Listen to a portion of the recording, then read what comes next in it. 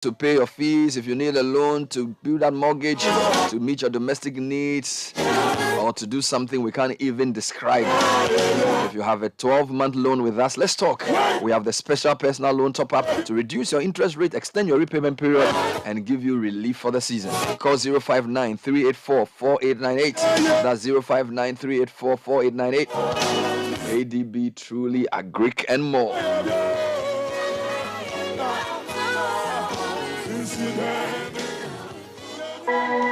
Same great bang. Because the greatest things are born from the smallest of thoughts. Just as your seeds in a rich soil grow to become trees that bear fruits, the Agricultural Development Bank, ADB, helps you sow, invest, nurture, and grow your personal and business plans by serving you with years of banking ingenuity and experience in agribusiness, corporate and commercial banking, consumer finance, e-banking, and many more through our network branches across the country.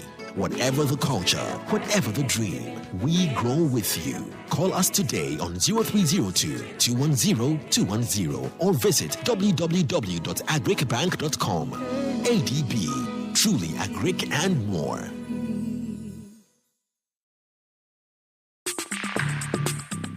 Join the conversation on the Citi Breakfast Show on Facebook at facebook.com/Citi97.3, Twitter at twitter.com/Citi973, and Instagram at instagram.com/Citi973 with the hashtag CitiCBS.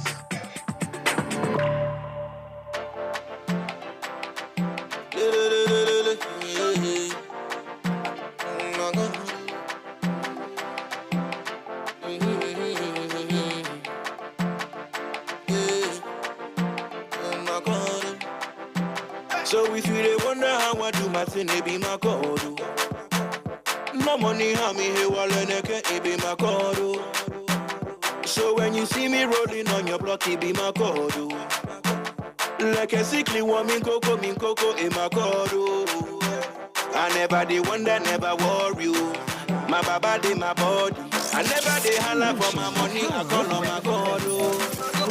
I never they wonder, never worry you. My baba, they my body. I never they holler for my money, I call on my God. Oh. My people, let me hear you say, you know, be coco for my God. Oh. Be coco, be coco, be coco, eh. Wahala, be coco for my God. Oh.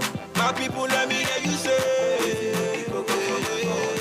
Be coco, be coco, be coco, eh. No matter be coco for my God. Oh. I go the shocky for my God. Oh. I soto for my God. Oh. I go shokoto for my God, and I go the shocky for my God, I soto for my God, I go shokoto for my God, and when I'm shopping, there's nothing I no go fee afford. See me rocking my Balenciaga for my God, and by His grace, there's no girlie I no go fee run. Be on the beat and I dedicate it to my God. 6:33, getting into a newspaper review segment brought to you by Total Energies. A poorly maintained car engine can age faster. That's why we offer specially formulated quartz engine oil with ART. What is ART? Age resistance technology. Oh, we need that, please. A breakthrough innovation ensures optimal performance for your engine, improves protection against mechanical wear by up to 75%, even under extreme temperatures and pressures. Choosing quartz from Total Energies is choosing the engine oil that keeps your engine running efficiently and effectively. Quartz keep your engine younger for longer.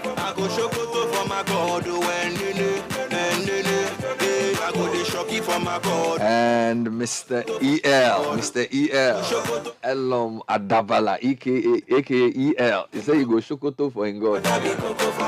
He says there's nothing you can't do. It's a really good song. The part of the song that I find a bit perverse, it says there's no girl I no go feel wrong. Yeah. By the mighty power. The theology of that song. So don't worry. That part of the song is for not those it applies today. No, he's thanking God because by the grace of God, there's no girl he cannot run. Everybody has their interest in what the power of God is. As a Christian gentleman, I protest. No, I'm saying, we are God, all things are possible. We presenters call ourselves Christian gentlemen, and he's one. So I'm speaking to him as his senior. He has to do something about that part. At that time, it was at a different spot. Yeah, because I'm sure the loyalists of the Lord God, who believe in the possibility. The Lord doesn't give you power to do something. It's just by the grace of God. There's no girl and no go feel run. Yesterday, did you see the video of the Blasters training grounds? Yeah. Whereby the power of God, they were holding the pole physically. The day before that, I think there was I don't know whether it was a wind or something, but the goalpost fell on. Yeah, and then, but there are also believers that something else was in the mix. Then the Angolans are in trouble.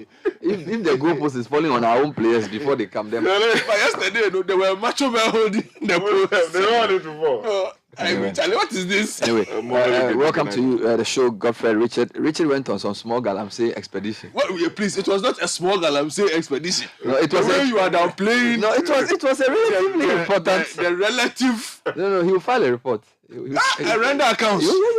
A render account. You file a report. So to the governance. When we see the report, we decide what necessary actions to take.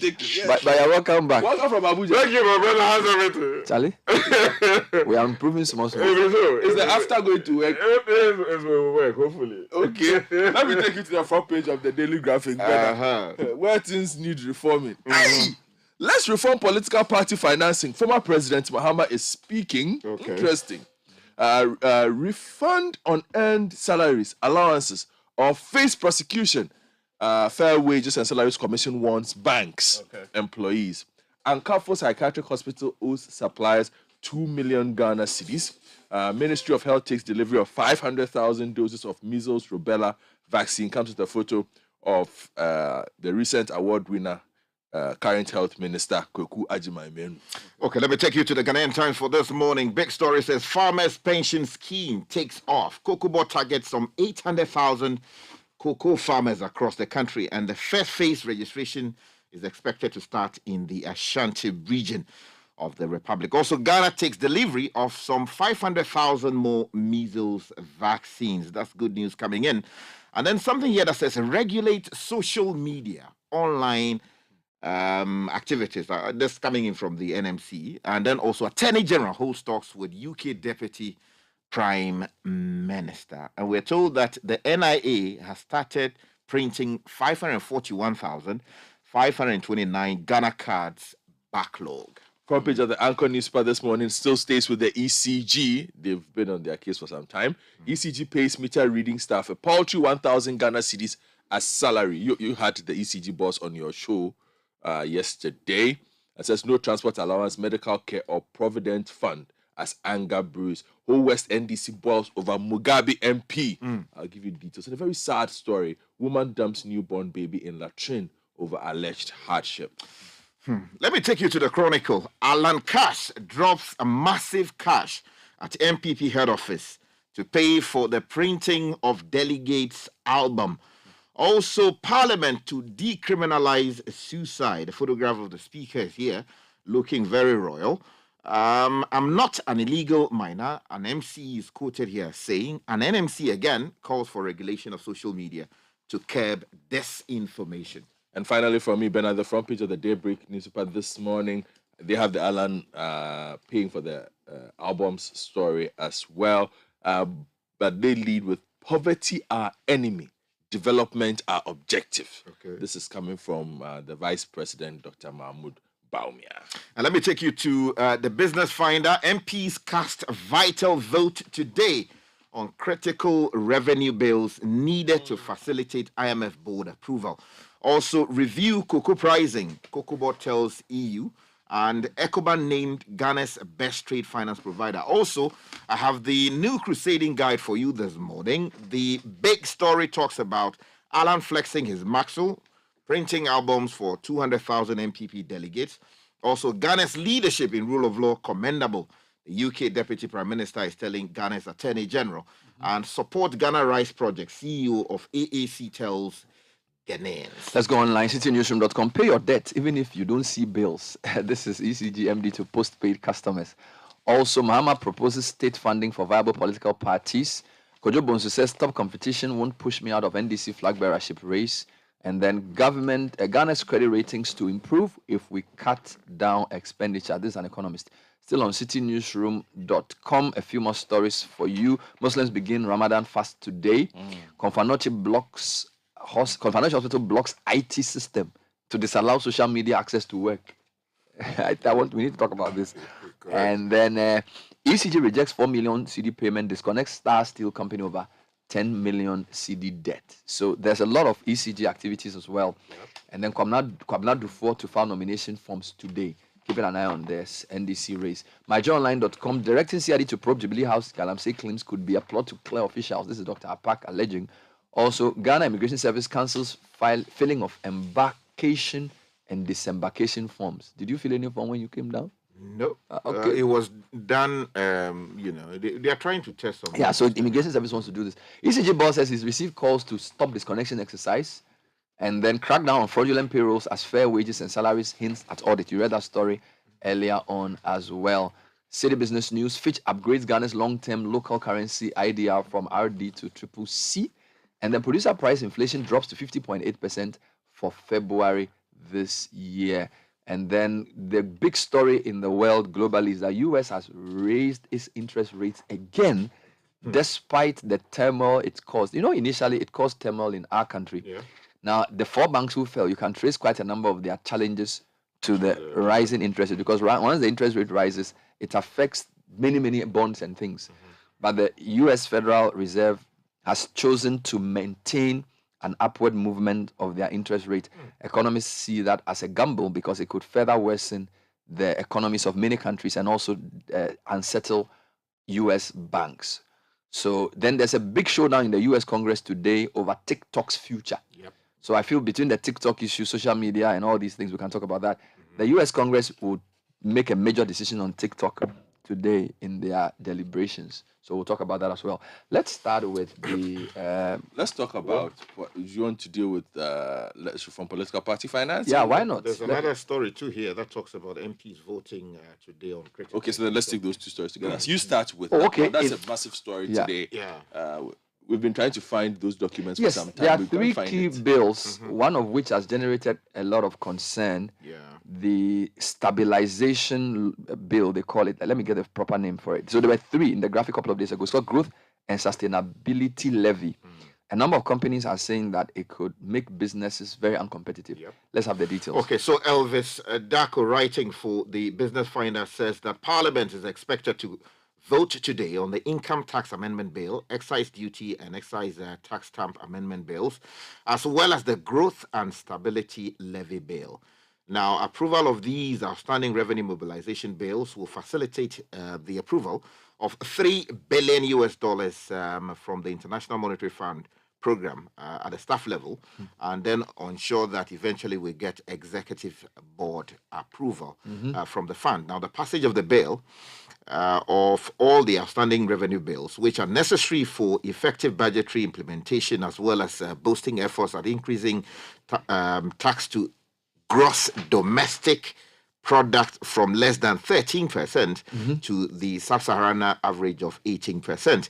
Now, the passage of the bills will enable government to complete 4 out of 5 agreed prior actions in the staff level agreement. Already, government has completed, and it goes on to tell you about what the... So the categories are banks, 5% of profit before tax, right? And this banks category includes so there's banks who pay non-bank financial institutions, insurance companies, telecommunications companies liable to collect and pay CST, breweries, inspection and valuation companies, companies providing mining support services, bulk oil distributors, OMCs, communication tower operators, companies providing upstream petroleum services, companies and institutions registered by the SEC, so a lot of financial institutions, specialized deposit-taking institutions, electronic money issuers, that includes the telcos, and then the fintechs, shipping lines, maritime and airport terminals. All of these companies will pay 5% of profit before tax. Then category B, mining companies and upstream oil and gas will pay 1% of gross production as tax. And then category C, all other entities who fall into category A or B, all other entities who do not fall in category A or B, which is you and I and other people, will pay 2.5% of profit before tax. So the government is really determined to rake in money. So that's the one that's generated quite a number of conversation. But how does that ultimately impact the average Ghanaian or you and I? Well, it's a good question we will discuss during the day. I'll be speaking to the Deputy Finance Minister on this. Okay. So that's the big story in Parliament today. Go for it. Let me take you to the conversation about political party financing and the need for reform as presented by the former president. He was at the UPSA to address this matter. Now, one of the reforms he recommended was public financing of political activities, which must be accompanied by a public funding of political parties bill. While the law that enjoined only citizens of the country to contribute financially to political activities should be enforced, as well as compelling political parties to declare their incomes and their sources. Mr. Mahama said if the country continued with the current system of campaign financing, quote, our democracy will gradually turn into a plutocracy, a country ruled indirectly by a few wealthy individuals. He addressed state financing and said at the moment Ghana cannot afford to fund political parties, and then also addressed legal reforms. He said that should start with Articles 55 of the 1992 Constitution, which dealt with political parties and the Political Parties Act. I think there's a lot of sense in that. The only point to add is that the whole thing about political financing should be situated within the whole issue of political reform, political party and electoral reform, to include even things like appointments onto the EC, because there are conversations about who can be appointed to be on the EC without it going through Parliament as a board member. And then the issues of also how can the EC check political parties. So if eventually we say the states will support political parties, then the political parties must be more accountable to the Electoral Commission. That means the EC must be more accountable to Parliament. So it's almost like there's a whole chain of things that need to happen for our political space, electoral political space, to become more transparent and more efficient. So it's a good conversation. And there's also an interesting observation I've made. You know, people are doing, all these new guys who want to become members of parliament are doing quite a lot of crowdfunding. Yes. And they are doing it on these international platforms. Now, our law says that non-citizens are not to contribute to the fortunes of people seeking political office or political parties seeking to rule us or to govern us. The question is, these guys who are receiving funding for non-citizens from outside the country. But how do you know they are non-citizens? You know, there are a lot of Ghanaians abroad. Yeah, but if you go through the profiles of some of the people donating and why they are donating, these are non-Ghanaians. Charlie, it's a nice conversation. So let's add it to the point about the finding of financing politics in the country. Let me take you to page 3 of the Chronicle. Parliament to decriminalize suicide. Agnes Ansah reporting says Parliament has read for the second time the Criminal Offences Amendment Bill 2021, which seeks to decriminalize suicide. Now, the motion to read the bill, which was laid in the House in August 2021, was moved by the Member of Parliament for the Akachi South and ranking member of the Constitutional, Legal and Parliamentary Affairs Committee, Bernard Avle.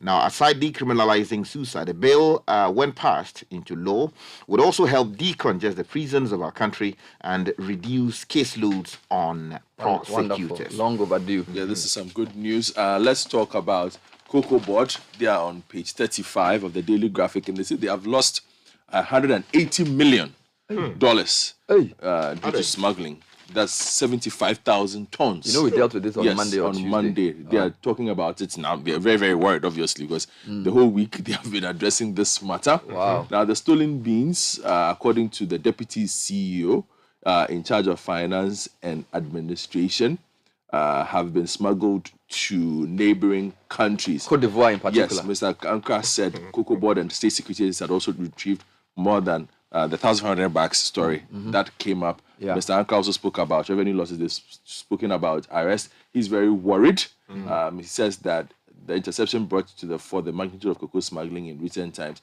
and the cost to the national purse through revenue. And I think you made the point that day that this is not something that can be solved by law and order. No, it's also economics. It's very, very much economic. differentials. a lot of times when people notice there's a chance to make money on the differentials in price, you need to deal with that. Now, ECG is not happy. They are making a lot of noise, and I'll come to that. But let's continue with the farmers. The farmers, because there's a story on page 13 of the Ghanaian Times which says farmers pension scheme takes off, and Cocoa Board is targeting some 800,000 cocoa farmers. Now, the story from Kingsley Hope in Kumasi says Ghana Cocoa Board has started a full implementation of the Cocoa Farmers Pension Scheme. Now, this followed a successful piloting of the scheme in New Edibiase in the Ashanti region. Now, the first phase of the registration exercise has started in the Ashanti region in Bekwai, Obuasi, New Edibiase, and Tuakrum, Joaso Tepa, and Nyinahini, with about 90% of the farmers registered. Now, about 800,000 cocoa farmers are targeted to be enrolled onto the scheme. Now, this came up at the press briefing here on Wednesday, basically in Kumasi, and some other details. ECGMD is on a roll. Samuel Mahama is admonishing users of postpaid meters to visit the offices across the country to pay their debt without waiting for the company to issue bills. You know, yesterday, Umar Sanda asked, some people say, look, you don't send us bills, and you say we owe. Speaking on Eyewitness News, the MD said, why would you owe so much money and not make any payment on account? So his point is that you use power. So even if you don't have a bill, you use power for 6 months. Estimate, but that's actually true, right? Yeah. So you reduce your burden. Yes. So he's saying that in the case of residential customers, they say you haven't sent us bills in a long time, but you have received a bill before. So you can even use your latest bill and make those payments and then pay the differential later. The other point is that they rejected a 4 million payment from a steel company because they say it's not enough to match the shortfall. So ECG Task Force rejected a 4 million part payment offered by the Star Steel Company at Pram Pram. ECG insisted on full payment or at least 50% settlement to avoid disconnection of any customer. Steel companies use a lot of power, and quite a number of the companies that have been focused on are in the high power usage categories. For me, I think ECG is doing the right thing. So we should just encourage them, but they should also just make sure they give us the right service. Yeah. But they've basically forced the company to make a 50% payment. Otherwise, they'll do a disconnection. I was listening to a presentation during my quick session. What's the name? This Asari guy, is it David Asari, I believe, from Imani, Ghana. Brilliant presentation on how we are doing with power supply within the region, and then also Ghana's relatively high operational losses we see in the power sector. Yeah. I think these are some of the things that would need to be effective. Just finally, the MD has also revealed that he has received calls to stop the disconnection exercise they are embarking upon. MD Tuaso. He says he received some of the calls are from friends, power brokers, and politicians. And then he said the request made is, can you hold off? But he says Bede. But while he's saying Bede, the anchor says the people who read his meters too are underpaid. So he should go and deal with that matter. He needs to collect the money before he can pay them. Says that the paper says they're reliably informed that some of these persons have been working for between 15 and 24 years, but have not received salary increments. They don't get transport allowance. They don't have medical care. I'm quoting one, says, you are under this scorching sun from Monday to Saturday. When you are sick, you have to pay your hospital expenses from the meager salary they pay you. You're not entitled to anything. In fact, nobody cares about you and your welfare, yet you are expected to work hard. Let's use the system other countries use, where you read a meter yourself and send it to the ECG. Take a photograph of what the readings are, send it to them, and maybe you will reduce costs with that. Now, the social media story is key because Confanochi Hospital has blocked IT systems in the hospital to disallow social media access. According to the hospital, a lot of the staff are not focusing on patients. You go and see a nurse. She's on Facebook or she's on TikTok. It's actually to TikTok. Now you look at your live. You look at your face and you can say, okay, wait. Then she's doing her TikTok. So Professor Otri Adamensa, CEO of the hospital, says the lives of patients who visit the hospital are at risk, and therefore they have decided to cut access to social media within working hours. I think that's fantastic. But how are they now on the phone? Maybe it means that they are maybe unless maybe the hospitals on the staff computer are using the Wi-Fi of the hospital.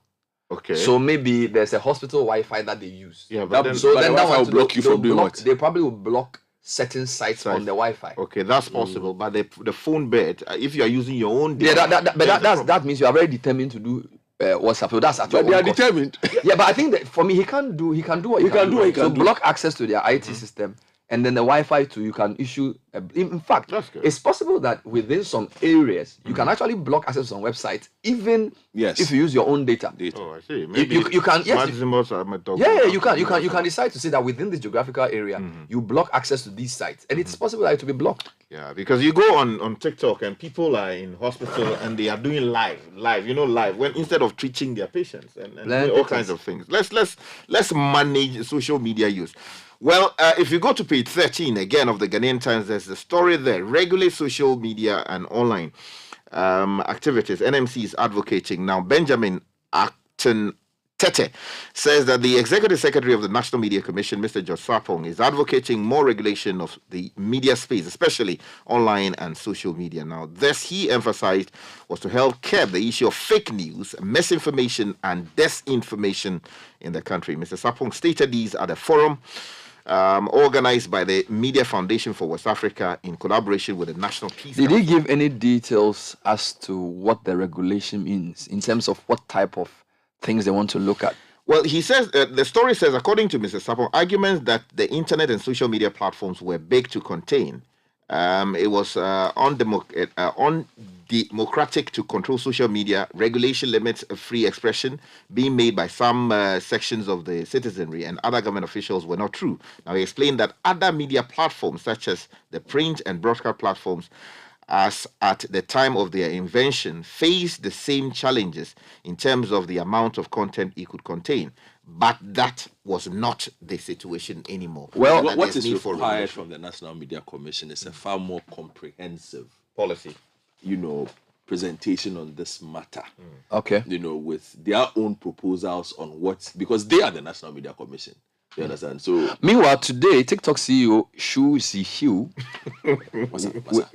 SHOU, Shu, ZIZ, Chew, CHEW, that's his name, Suji Chew, will be opening a lion. CHEW. I no lie you. That's what they've written here. Will be opening a lion's mouth and placing his own head into it. I love that. He's giving testimony in the U.S. Congress for the first time. A scary thing to do. This is BBC's analysis by James Clayton and Ben Derico. Now, and at stake is the future of the phenomenally popular video sharing app in the U.S. Yep. Now, I think that there is a real risk that if this hearing doesn't go well, that could have a massive impact on the future of TikTok, according to the author of a book called TikTok Boom. Mr. Chu is likely to face a barrage of questions on TikTok's relationship with China, what data it collects, and what it does with it. He will be quizzed on why several journalists were spied on by ByteDance employees, something TikTok has already admitted. Mr. Chu will say user data is safe, away from the reach of Chinese government. He knows politicians from all sides want to see the platform either sold or outrightly banned in the US. Yeah. So according to the analysis, going into a lion's den. I think people who understand media should follow this hearing if it's broadcast. Then the other one from the BBC, again on the economy, the Fed has raised. So, Ghana, we'll do our Fed. Nigeria did the same, but that's not as consequential as the US one. Now, the U.S. Central Bank has raised interest rates again, despite fears that the move could add to financial turmoil after a string of bank failures. Now, I'm sure I've explained this before. The Fed raised their rate by 0.25 percentage points, calling the banking system sound and resilient, but it warned that the fallout from the bank's failures may hurt economic growth in the months ahead. Oh, but this one to hit us here. This interest rate hike. It's hit us already. Yeah. And so there's nothing left. No, but it hit us because portfolio investors diverted their money, which is what caused the currency to fall in October. So there's really nothing here to affect again. So it's now affecting their own. So like the banks who now invest in some bonds, when the US Fed raises their rate, it makes the US government bonds more attractive. So They are doing what they have to do. Somebody say you should repeat the TikTok boss name again. What's the name again? I need to see this to help you pronounce it. Tanlin. I need to see. You know, your Papa see that? And it's rickety car. Hey, Papa! Bobo, so how your engine now? It is half man, half amazing. Thanks to cause and you can feel better energy. Can't touch this. Tell you guys, so Sancho's engine just died like that. Yes, so Somebody managed to convince.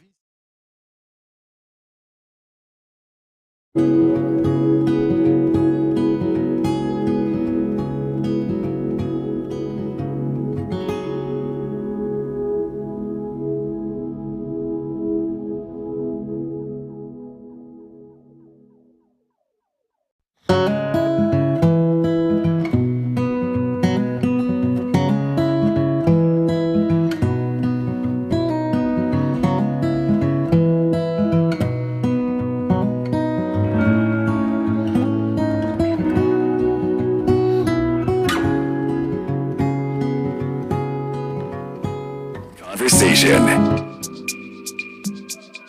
Coming up next is City Business News brought to you by MTN.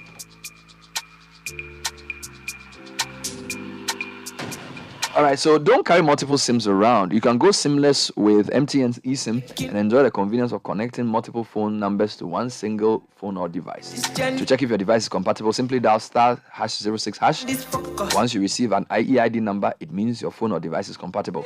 Simply download my MTN app today to request your MTN eSIM and enjoy the sweet SIMless life everywhere you go. Michael Obodu is here with the news.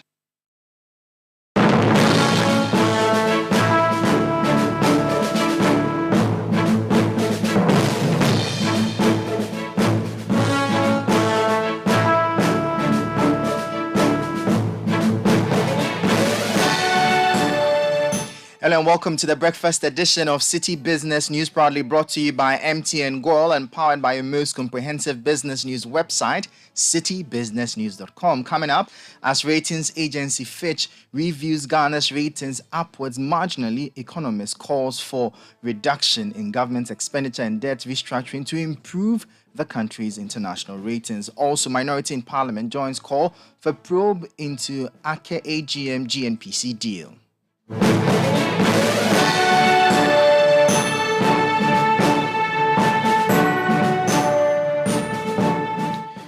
Let's head straight into our stories now, as economist Professor Lord Mensah has indicated that Ghana could improve its ratings from international ratings agencies by reducing its expenditure and successfully restructuring its debt. The recent upgrade of Ghana's long-term local currency issuer default rating to CCC from RD by Fitch, along with the upgrade of issue ratings on local currency bonds, reflect a positive development for the country. However, Professor Lord Mensah emphasized that the government needs to seek advice on how to improve the economy for a more positive outlook. If government will listen and try as much as possible to reduce expenditure, that will improve. Probably the rating we find ourselves in will be even lower. We could have even done better. So there's always room for improvement. Let's see what comes up in the next few weeks when we are able to get our external debt restructuring, and then we are able to get IMF program. Possibly the IMF program squeezing government to cut down expenditure. That will improve the ratings further. Professor Lord Mensah is an economist. Now, the minority in parliament is calling for a probe into the AKE AGM GNPC deal. This follows calls by civil society organizations for President Akufo-Addo to commission an inquiry into the transaction in which the Ministry of Energy and GNPC wanted the state to partly acquire the block for $1.65 billion some 15 months ago. Recently, AGM Petroleum announced that it had relinquished its interest in the South Deepwater Tunnel block after carefully considering all options. Addressing the media, Deputy Minority Leader Emmanuel Amakofi-Boa insists that more needs to be done regarding this matter and the whole issue of Aker Energy's oil holdings in the country. The only chance we have is to develop the quick one, which is the Aker part of the block. And they've given them 10 extension, and Aker is going back for another extension. The other part of the block, which is the AGM part of the block, was the one they almost duped us as a country. And we stood up for Ghana. And we want the record to be very clear that the NDC minority in parliament stood up when Aker tried to sell the AGM South Deepwater Tunnel. We stood up, we spoke, and the record is very, very clear, and it's here. I want the people of Ghana to know that we are standing here firmly on their side on a daily basis, and will never betray the people of Ghana. Well, I think that a lot of groups have called for investigation, and we support that call. The reason is because a company that has come to Ghana that buy this asset and has convinced officials of the state with the audacity to bring that agreement to Parliament. Can you imagine that if we had basically indeed bought and exchanged money? If we did, then it means that today we will be talking about almost 1 billion plus that we had sold an asset that has no value. That's why we believe that whole circumstances leading to Aker's proposal to sell that block must be investigated. Emmanuel Amakofi-Boa is the deputy minority leader. Now, the Ghana Chamber of Mines has strongly condemned the recent attack on the Bensu concession of Golden Star Resources Wasan mine in the Western region, which resulted in several injuries and millions of Ghana cedis worth of property damage. On Thursday, 16th March 2023, illegal small-scale miners set on fire some properties belonging to the mine. The properties include 12 vehicles, among others were set ablaze, including excavators, ambulances and pickups, forcing the staff of the company to run for their lives. The chamber expressed concern about the growing insecurity for workers and the mining industry as a whole and called on the government to prioritize the security of the mines. The CEO of the Ghana Chamber of Mines, Dr. Suleiman Akune, in a press statement further commended the Ghana Police Service for their swift action in arresting suspects and hopes for a swift prosecution. Away from that, the Ghana Cocoa Board has begun enrolling cocoa farmers in some districts of the Ashanti region onto the Cocoa Farmers Pension Scheme. According to officials of Cocoa Board, the exercise forms part of a broader strategy to incrementally enroll cocoa farmers across the country onto the scheme. Citi News' Ashanti regional correspondent Hafiz Tijani reports. Cocoa Board embarked on a 3-week pilot phase of the scheme at New Edubiase in the Ashanti region after it was officially launched by President Akufo-Addo in 2020. The pilot exercise was to allow officials to educate and sensitize cocoa farmers on the scheme and train LBC staff in the use of mobile phones to conduct cocoa purchase transactions in the cocoa management system. Cocoa Board says the exercise has been of immense help and has thus moved to implement the scheme. Cocoa farmers in Dwaso, New Edubiase, Antua Krom, Bekwai, Obuase, Ninahini, and Tepa, who have been registered under the CMS and given cocoa cards, are being enrolled at designated centers. We have therefore employed 260 enumerators, CMS enumerators, to visit cocoa communities, and we encourage farmers to get enrolled and contribute towards their pension. As the slogan of the scheme goes, Ejumafoji pensioner, Okwanisu Bejibi. Chairman of the Board of Trustees for the Cocoa Farmers Pension Scheme, Daniel Edu Mensah, gave further highlights of the scheme's implementation when he spoke to journalists in Kumasi. For the start, the Ashanti and Western South cocoa regions have been selected for this phase, which is the phase 1. Altogether, some 15 cocoa districts where data captured by the CMS have been declared clean or deemed comprehensive are involved. There are also plans to scale up the exercise to cover the remaining 55 cocoa districts in the country. So there are 70 cocoa districts, and we are starting with 15. A farmer who signs on to the scheme at age 50 or below is eligible to retire and receive pension benefits at age 55. A farmer who, however, signs on to the scheme after attaining 50 years become eligible to retire after contributing for 5 years, regardless of the age of entry. That report was by our Ashanti regional correspondent Hafiz Tijani.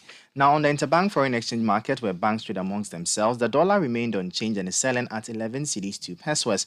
The British pound is selling at 13 cedis 5 pesos. It recorded no price change. The euro gained 1 peso and is selling at 11 cedis 9 pesos. However, at some Forex bureaus in the capital, the dollar is selling for 12 cedis 65 pesos, while the British pound is selling at 15 cedis 10 pesos and the euro at 13 cedis 10 pesos. Let's join Mark Jordan Scanner to update our bank for updates on the bonds market. Market activity in Government of Ghana bonds improved 2.3 times from the week open session to a total volume traded of 53.67 million Ghana cedis on Tuesday, 21st March. With the new bonds attracting only 37.46% of the total volume traded, the Data Bank Bond Index lost 0.24 points to 97.75 points, increasing the average yield to maturity to 9.49%. On the primary money market, the Ghanaian Treasury seeks to raise 3.21 billion Ghana cedis on Friday, 24th March. The amount raised will partly be used to cover estimated maturities valued at 1.88 billion Ghana cedis. That was Mark Jordan Sikanate of Data Bank. And that does it for the breakfast edition of City Business News, proudly brought to you by MTN Goil and powered by your most comprehensive business news website, citybusinessnews.com. My name is Michael Obodu. Thank you for listening. Have a good business day, and as always, please stay safe. If home is where the heart is, then let's go home. Shall we? Let's go where the...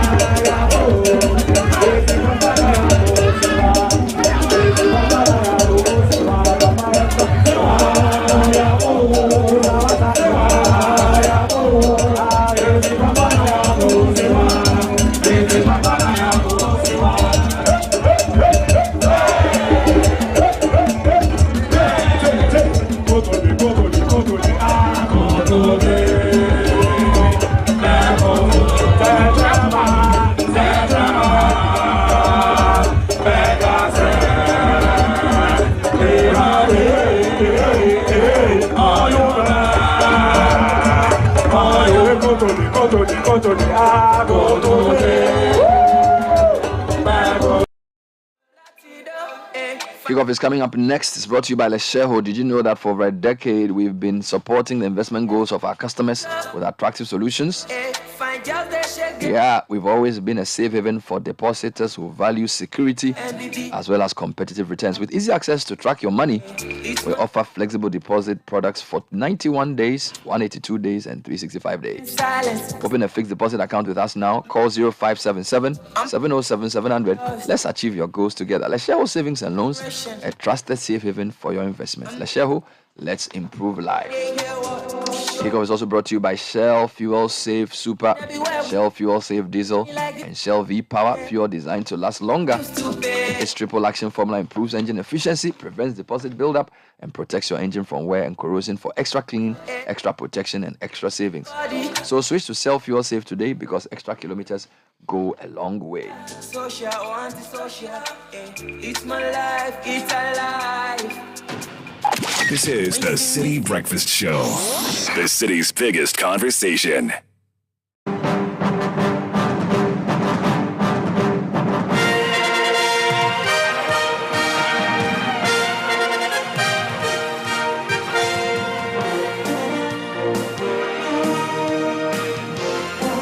Big day for the Ghana Black Stars.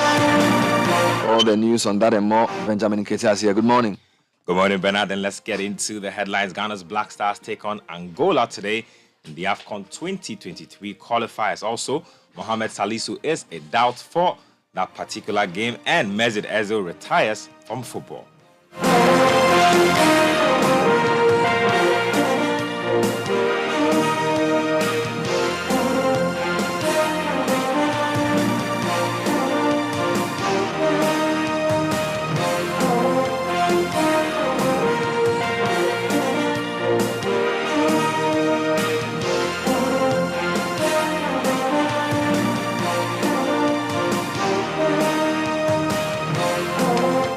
And let's start off from the doorsteps of the Black Stars, and it's match day for them. It is the first leg of the 2023 AFCON qualifiers against Angola at the Baba Yara Sports Stadium at 4 p.m. Now, Ghana earlier beat Madagascar by 3-0 and managed a 1-1 draw against the Central African Republic in the first 2 group games. Let's hear from head coach Chris Hughton speaking ahead of the big match.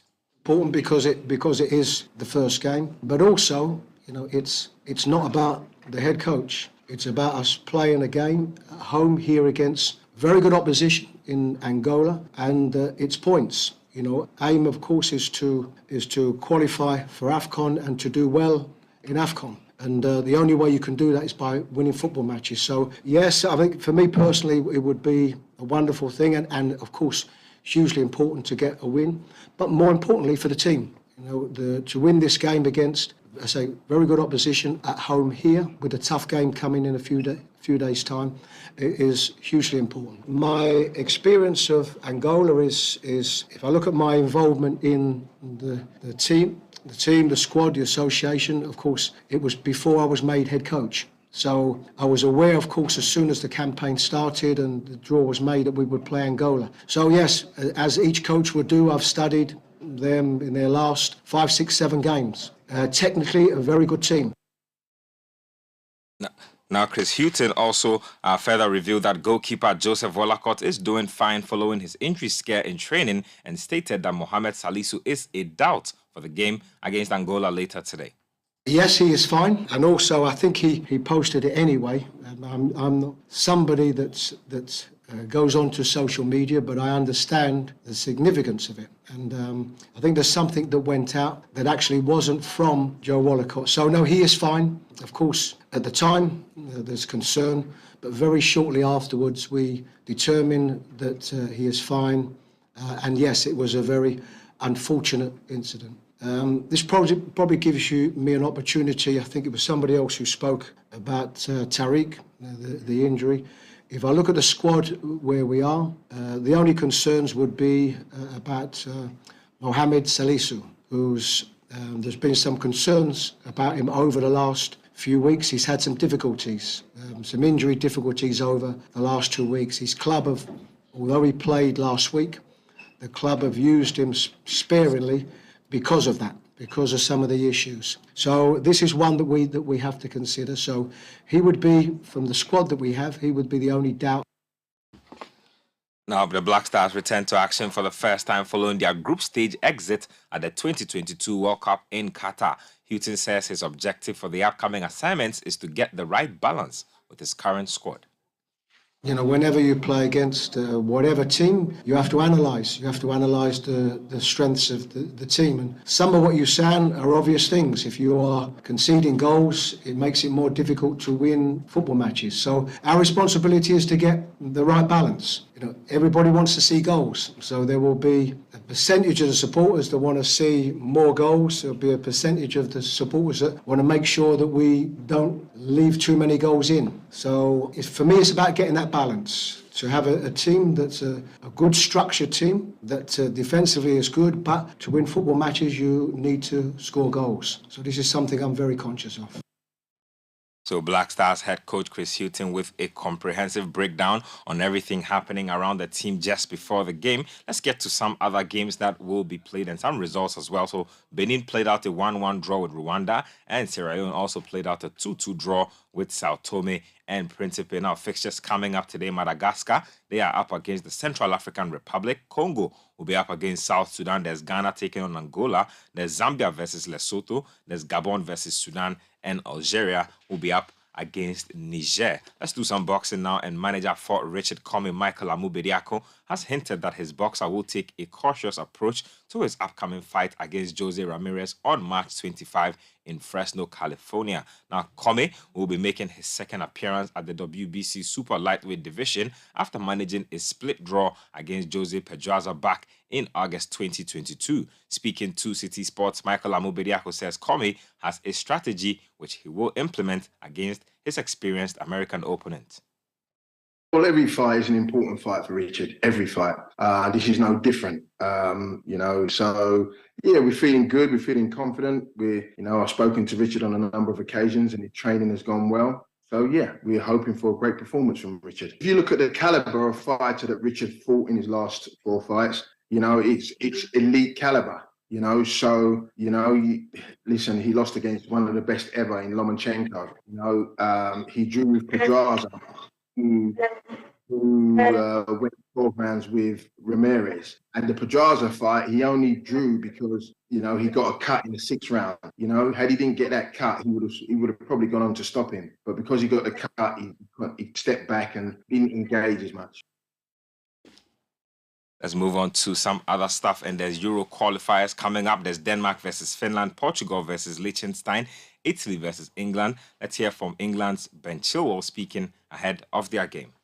I think these are 2 perfect fixtures for us. These are the kind of nations that we want to be beating. We have to be beating if we want to win the major trophies. So, we're going to have to play them in the next 12, 13 months, whether it's in the qualifiers or in the tournament. So, these 2 great games and no better way for us to start the campaign. Now, Kazakhstan will be up against Slovenia. There's Bosnia and Herzegovina versus Iceland. And then there's also Slovakia taking on Luxembourg. Now, matches kick off at 7:45 p.m. Let's get to some other stuff. And former Arsenal, Real Madrid, and Germany midfielder Mesut Ozil has retired from football at the age of 34. Now, Ozil won 9 trophies during his club career, including 4 FA Cups and a Spanish La Liga title in 2012.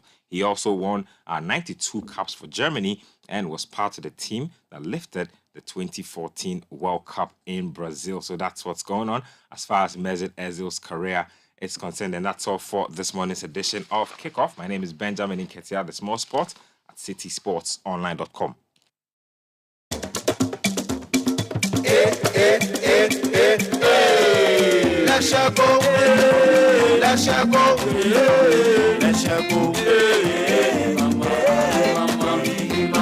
If you need unique services, innovative financial solutions, we deliver on our promise, cause we are number 1.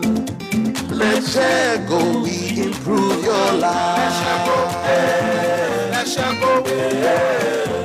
go, hey mama, hey mama, hey mama. Even when you're stuck with nothing, come to Let's go. No matter your situation, come to Let's go. Let's go, we improve your life. Let's go, hey, let's go, hey, let's go, hey mama, hey mama, hey mama. Let's go, we improve your life. Leshego Savings and Loans. Let's improve life. Extra, extra, let me tell you all about it. Hey, Dolomistic. You and this your extra thing. Abeg, tell me about it. Abenquine, look, extra is what you and your car get when you switch to Shell Fuel Save. Extra protection, extra clean, and extra savings. You get it? Tell me extra. Shell Fuel Save is designed to improve engine efficiency instantly and with triple action formula that helps protect your engine from wear, corrosion, and deposit. So you get extra kilometers out of your drive. Sir, and you're not extra, good for your engine. Extra, good for your pocket. Extra kilometers goes a long way. Switch to Shell Fuel Save today. Go well.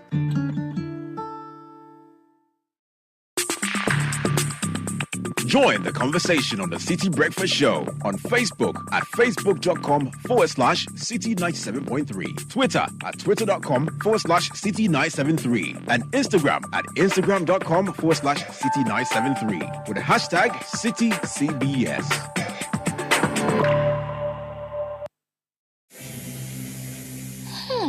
Someone smells great here. And fresh, my love.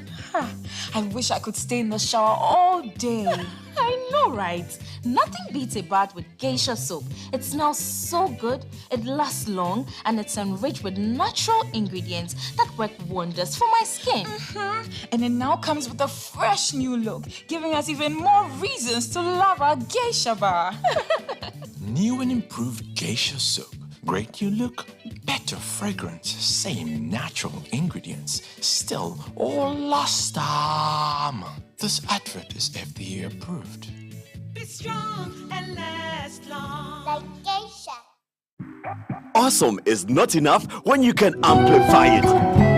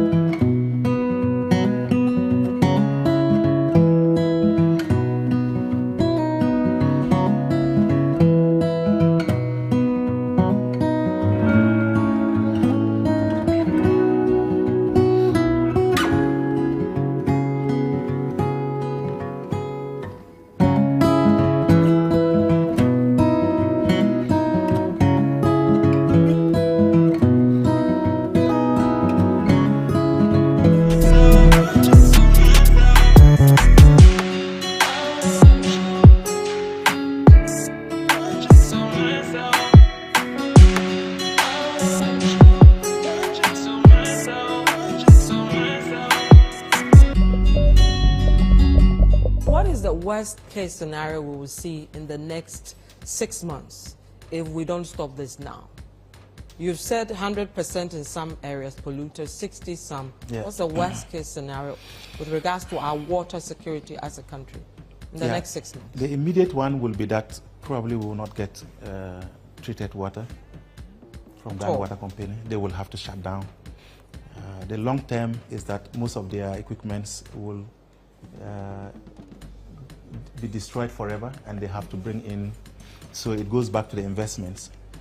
But apart from just us getting water to drink, agriculture is affected already. We are going to have food security issues, not just water security. Economic growth will suffer. We are already in a system where we are struggling to see how best we can come out of this. So it is a complete system.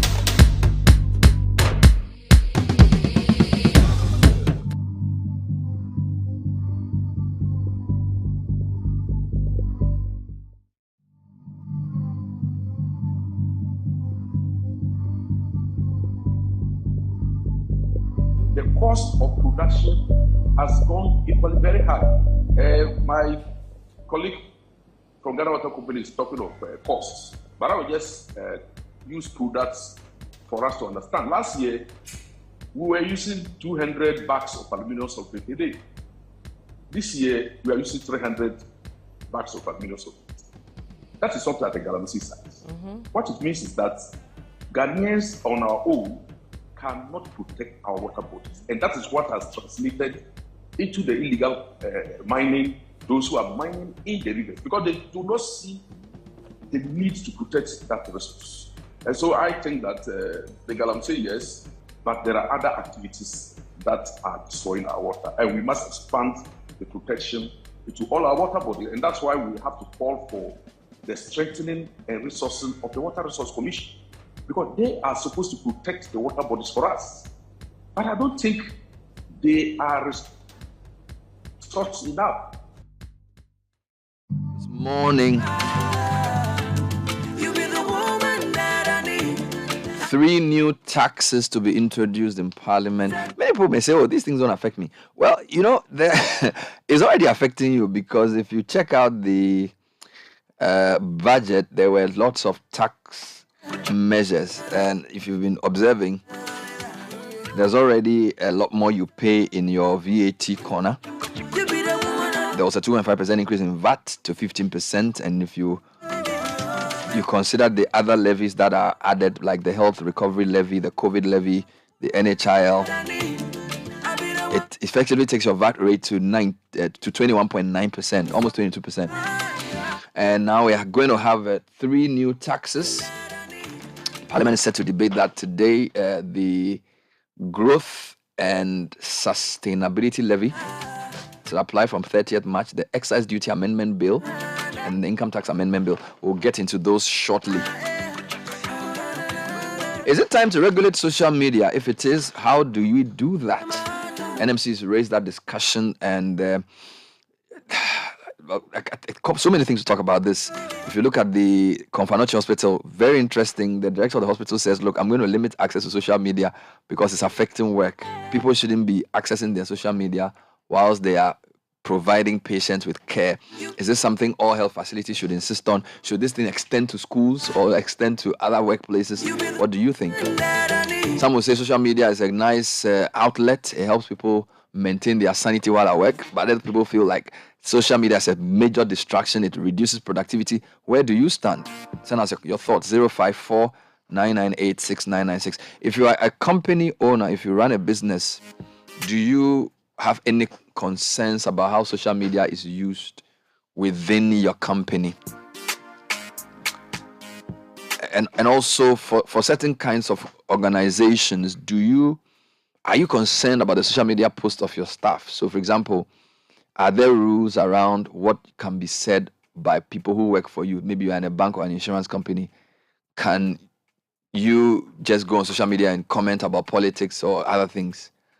What are the rules around that? Do we have any stringent rules? So NMC is raising these things because there's a lot of push back against regulation. The word regulation seems like a very bad word, but you have to regulate things. But the question is within what limits? And I think that's where the thinking should go. We'll try and make some sense around that for you.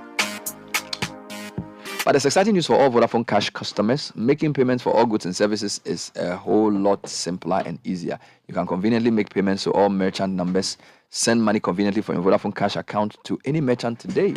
Dial *110#, select option 1 to send money, option 2 to other networks, and follow the prompts to send the money. Experience the ease of transaction on Vodafone Cash. Dial *110# at any time to send money to all merchant numbers. And from now to end of March this year, insure your vehicle with Imperial General Assurance and win great rewards. Insure and pick up your fuel coupon, gift vouchers, special souvenirs, and others. Here is the big deal. Imperial General is also giving you a free 1-year life insurance cover as part of your motor insurance cover. Call us on 0302-788-955 or 0577-667-436. Imperial General, solid protection. And Africanacity is a compendium of inspirational stories, including Bernice Dapa, who as a child in her community used to walk to school, but today her bamboo bicycles are making it easier for children to get to school. And she also employs many women as well. And this is what ABSA calls Africanacity, the distinct ability of the Ghanaian to get things done. This is what inspires us and what defines who we are as a bank. To find out more, visit absa.com. And there is a super bundle offer coming in from Toyota. We're offering you a 1.4 liter Starlet, the 1.8 Corolla Cross Adventure, and the 1.5 liter Rush. Now, what does this mean?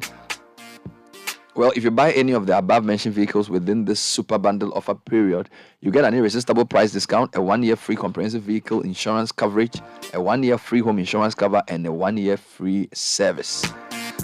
Visit any of our showrooms in Accra, Tema, Kumasi, Tamale, Takwa, Takrady.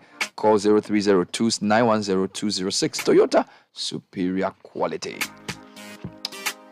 And enrich your breakfast with the nourishing goodness of Dano milk. It's a cool cow milk, powdered or liquid. Helps in all your beverages, fortified with vitamin A, good source of protein and nutrients such as B12 and iodine. Helps keeps you nourished and strong always. Dano is affordable and in a shop near you. Dano milk, go for it. All right, so let me come to the studio. So I think the newspaper review, you picked on the NMC story about social media regulation, and you read a bit. I really wish I could hear George Sapong on what he means by regulation of social media, because I know a lot of people are concerned about the damaging effects of social media usage. And I need to say, for example, there is some inherent regulation. So, for example, children under a certain age cannot get onto social media. So your child cannot get a Facebook account until they get to a certain age. So that is some regulation. Ideally, but there are kids who are on social media. Yeah, but that's breaking. I'm giving you an example. I'm saying your child cannot get on Facebook legally. So that is inherently, there's some regulation. Whether it is enforced to ensure that if somebody wants to enter, and the person, if they ask how old you are and say you are 21 and you are 12, whether there's an inbuilt system to catch that is part of the conversation. All right. I'm saying that there are certain loose rules around usage of these sites, and a lot of the things that you click on, they seem to try to abide by certain rules. But the question is, in practice, is it regulated? All right. Now, when we say regulation, what do we mean? Again, the NMC have to come and explain. When they say regulation, should we use it in a very general sense that there are certain rules around its usage? And do those rules have to be in accordance with any law? So, for example, there are laws for media freedom. When you come to those laws, you go through all those laws. The biggest law is the Constitution, which then talks about the guarantee to freedom of speech and all those things. Should the regulations then that are crafted then be placed aside the Constitution to say how aligned are these regulations at all? Or are there other laws that we can use? But I think the question we should all start from is, what is wrong with what we have now? What are we trying to change? Because if it ain't broke, don't fix it. maybe the Confanochi presents us with a case study of why there is a need for certain kinds of regulation. So what is the Confanochi story? It's the largest transfer hospital in the middle belt of the country, probably in the northern part of the country, outside Accra. The CEO says he is going to disallow usage of or access to social media in the hospital. For him, it's a question of the safety of patients. You cannot combine social media, which takes your attention, with providing due care. Should that be where we should start from? Where organizations come up with their own rules for its usage and access before we come with a national law? Because once you get to the national level, people start talking about internet shutdowns. They talk about trying to control the space when elections come. So maybe I want you to tackle this from the Confanochi case study. And I really wish I had the voice. Carl, if you can bring it to me. So the guy is basically saying, in fact, let me read the story for you to help you. It's on citynewsroom.com. The CEO of the hospital is called Dr. Adai Mensah. Authorities have disabled the hospital's computer systems to prevent staff from using social media during working hours. The move is intended to keep staff focused on patient care and improve the quality of health care at the facility. This is one of a number of measures and interventions implemented by the hospital's administration to improve patient safety and comfort at the facility. Professor Adai Mensah, CEO of the hospital, said the lives of patients who visit the facility, which serves as a referral hospital, cannot be jeopardized. He said they have therefore blocked the hospital's IT systems to YouTube and other social media platforms to prevent staff from possible loss of concentration on patient care through the use of such platforms. The CEO was speaking to the department and divisional heads at the hospital's end-of-year performance review in Kumasi. Let's hear him and then see whether that can be a good entry point for the discussion around social media regulation.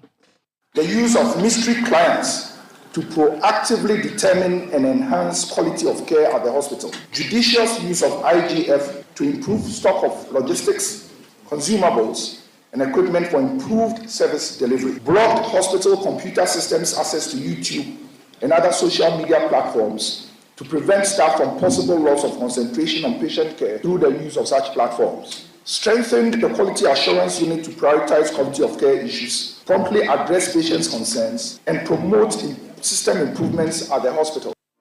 So he said it as part of a broad range of things they were doing to improve the hospital's performance. So I'm not even sure if this qualifies to be the regulation we are talking about at the national level. But what are your quick thoughts on what this guy is doing at Confanochi? Well, Bernard, I think is the right approach because, I mean, if you don't have an umbrella policy at the national level dealing with a matter like this, it would be proper for employers and then managers to intervene at their various levels. Because if they do that, then we bring about sanity. The reason is important is that within various spaces, a number of things are happening.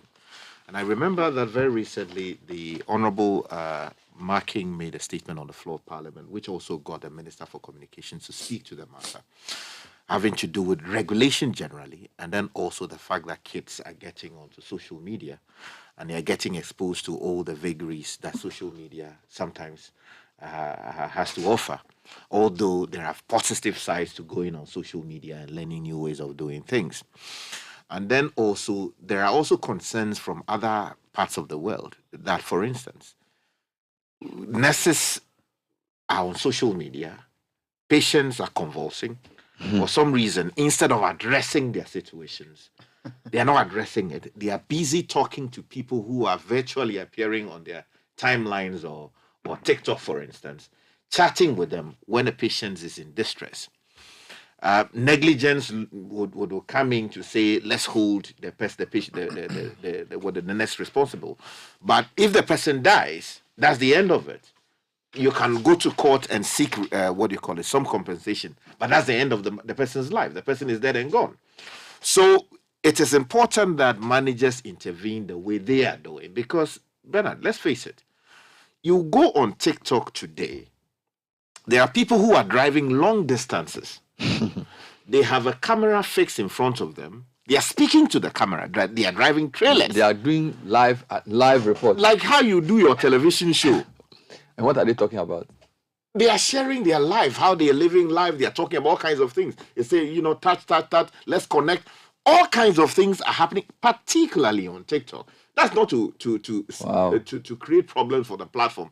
It has its own good side.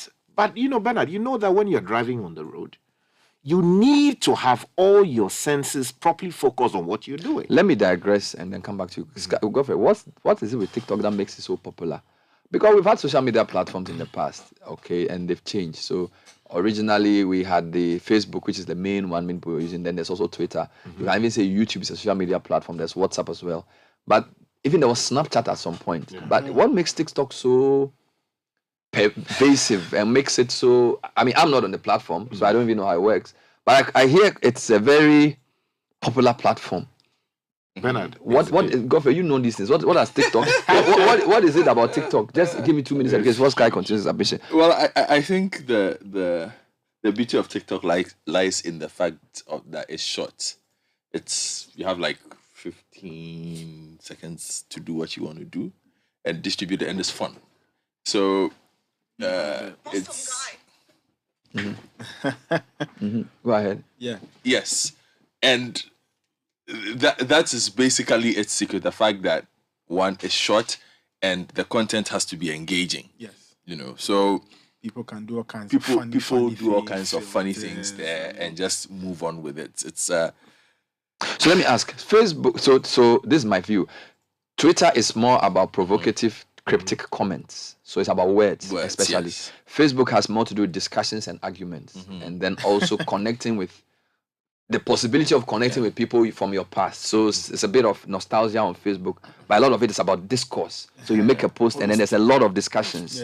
YouTube is just videos, right? WhatsApp is more personal. If I have your contact, I connect with you. So what is the advantage TikTok has over for example, Snapchat I know was the fact that messages can disappear. So you can quickly update people and then it goes. So that's what makes Snapchat popular for a period. What is the unique selling proposition of TikTok that makes it such a big phenomenon? Is there anonymity there? Is it? No. It's not the anonymity. It's community, and it is also the engagement around it. Oh, I've forgotten Instagram as well. Anyway, with short videos. Okay. Short videos. Yes. Again, it's just the shorts. Okay, and the nature of the shorts that you can do with it. Okay, and the engagement that it allows around the shots. So the thinking around it again is just how communities can engage with one video and how it moves. And because of the speed with which the engagement happens and how the distribution works, a lot of social media content creators realized it was far more effective than what you get from your Facebook shorts or your Instagram, even YouTube shorts. The phenomenon of shorts is an attempt to compete with TikTok. Yes. Because if you look at your YouTube feeds or even your Facebook, these days they emphasize the shorts. Yes. Because they realize people have a shorter attention span. Yes. Which means they are trying to mimic the TikTok model within their existing platforms. Yes. Right. And so it's just the end. What made it even work more was once COVID struck. Yeah, during the lockdown. And people were in. The fact that they could mix music, the fact that people created all kinds of things using TikTok to while away the time. And they picked up from there. And so if you realize its growth period was not the same as the others. TikTok came in 2018 and within a year or two has 1 billion users. If you look at Snap, Instagram, and the rest, they've not had that kind of growth. It's taken them far longer. But TikTok has moved exponentially. And also because of its obvious financial, the financial returns that come from there, because you for a lot of users, they are selling products. You can support your favorite TikTok content creator using the in-app purchasing platforms. So it's good for business. It's very good for business. And so a lot of content creators have decided to move their their businesses onto that Is there platform. an age limit for any of these platforms? The fact that yes, so you have to be 18. Yeah, you have to be a certain age too. No, so generally they allow for around over 13 years. Yeah, so if you read 13. many of the policies, they will say you should be at least 13 years. But again, parental guidance and control comes in. But as you already know, adulthood with general, maybe to hit the majority, you need to be at least 18 years or so. So that's the main. Okay, I'm coming.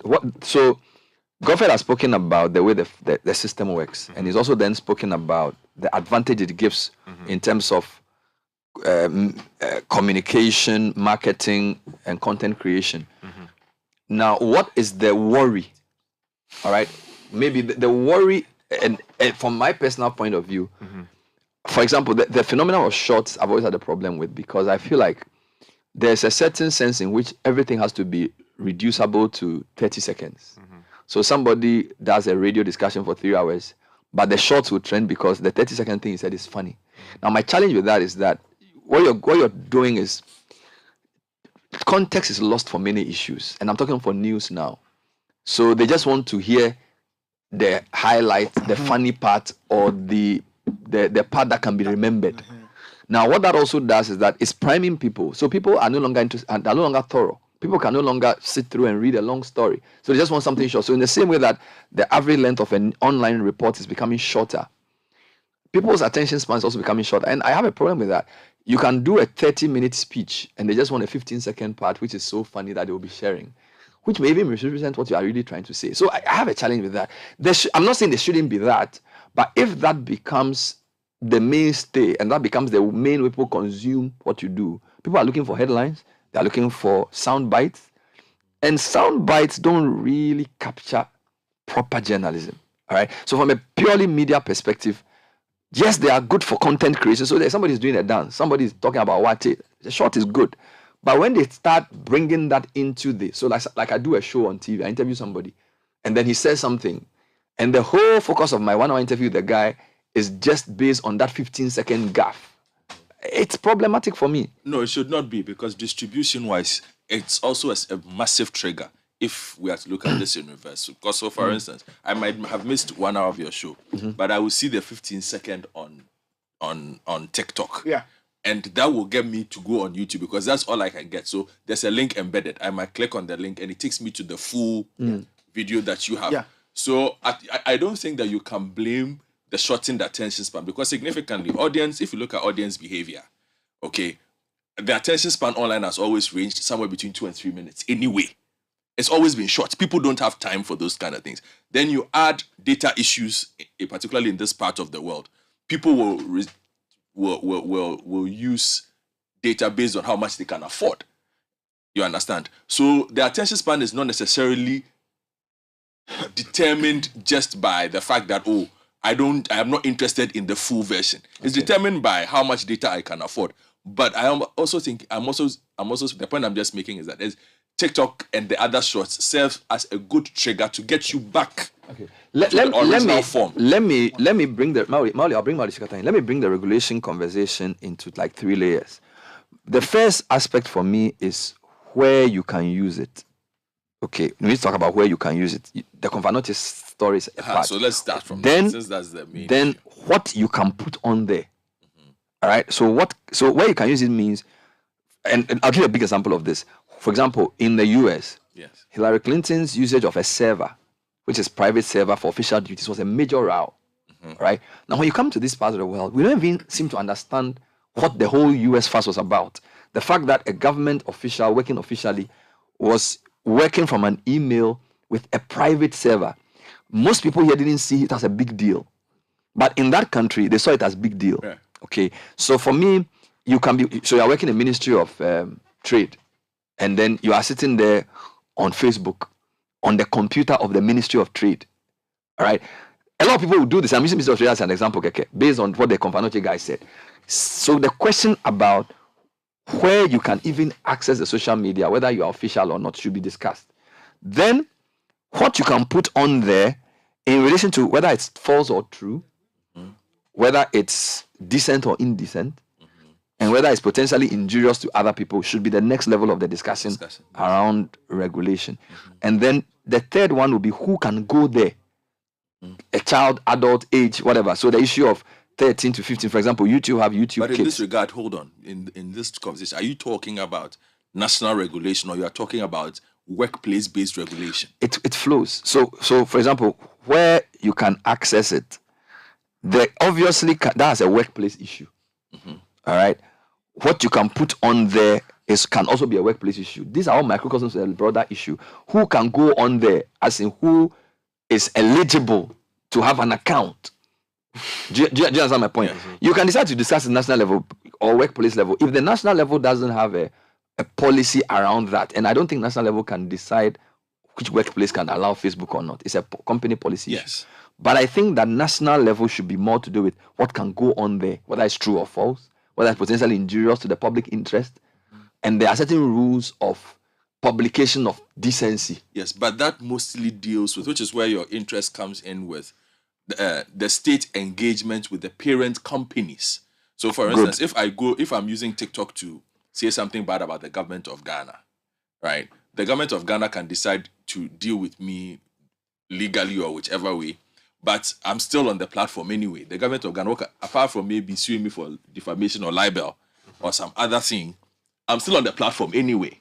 So the next leg of that then is to write to TikTok and say, TikTok, we do not like ABCD, which is what we have seen. India has done it. We've seen the US try. Even Nigeria. Nigeria recently had a whole row with Twitter over allowing a certain comment about their president. They shut it down in Nigeria for about a week or two. Yeah. So for me in Ghana, I think that we need to, what is our problem in Ghana? I think Ghana's problem is that we are unhinged. And I'm using electronic media as an example. Okay. Tuned to a typical radio station, tuned to a typical TV station. They are doing all kinds of things. Some of the content shown on TV are even content that is not appropriate. There's no people are using other people's content and not paying for it. So there are lots of stations who just go pick some video and show. So the space of electronic media generally is poorly regulated.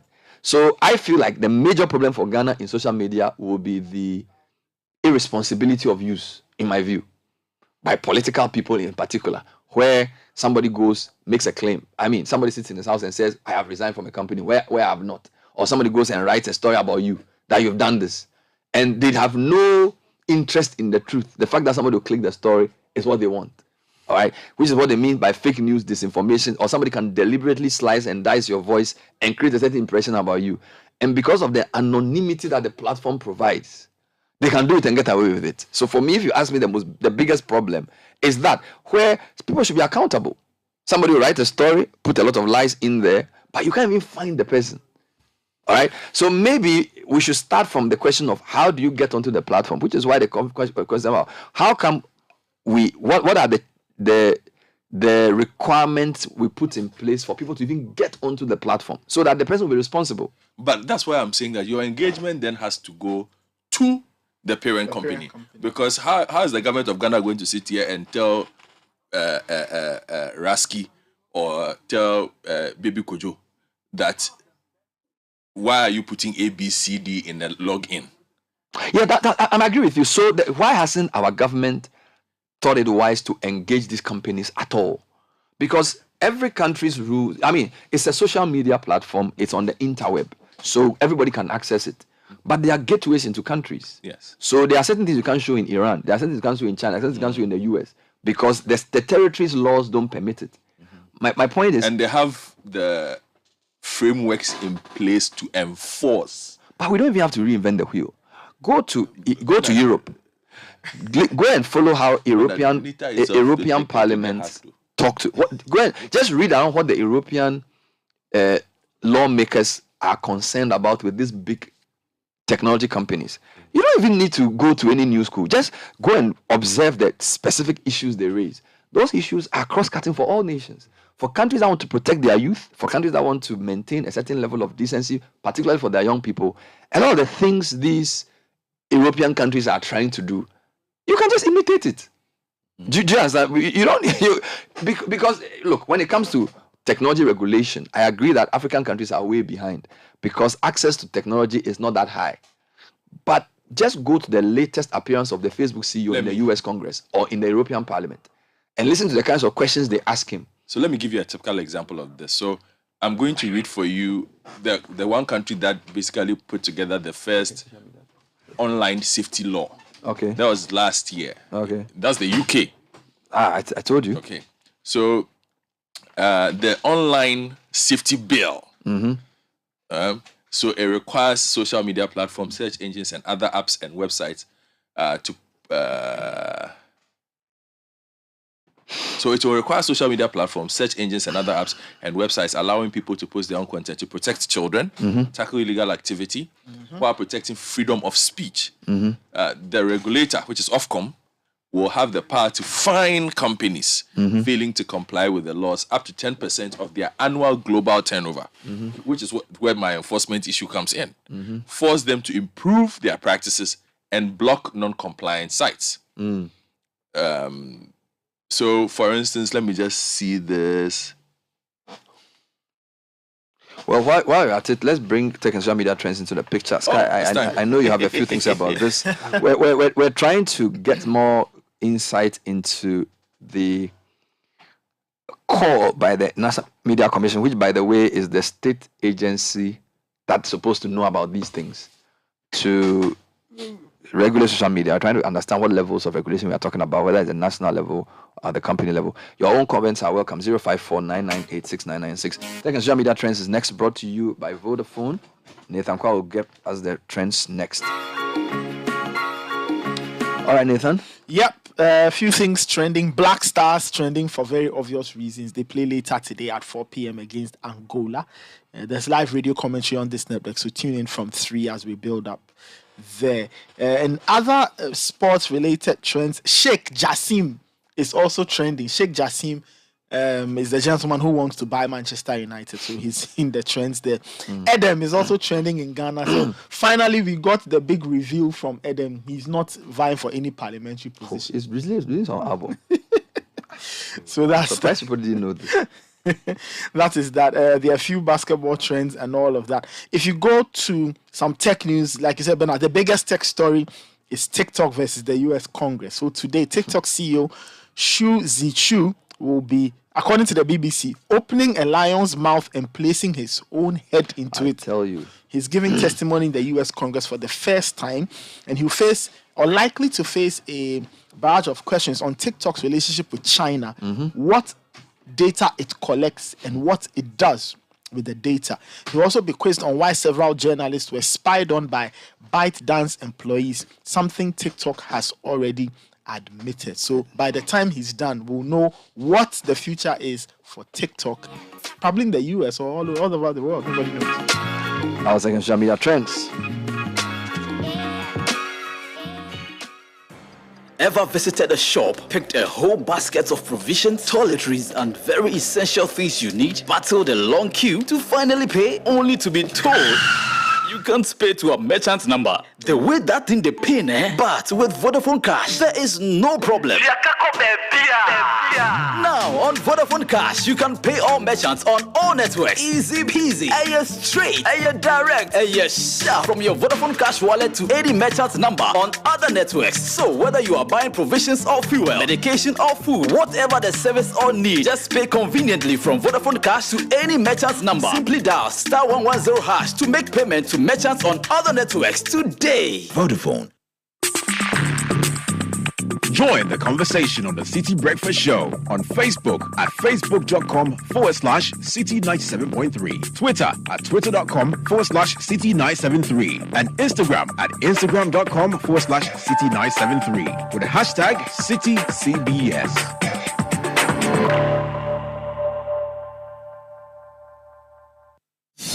There are moments in life when you're just so scared and you feel like just giving up. Oh, but Dino Milk is saying, we know that you can do it. Believe in yourself and then go for it. Go for it. Nourishment, that is your Dino Milk. Oh. Choose nourishment. Choose Dino Milk Whole Cow, your nutritious instant powdered milk. Dano Milk.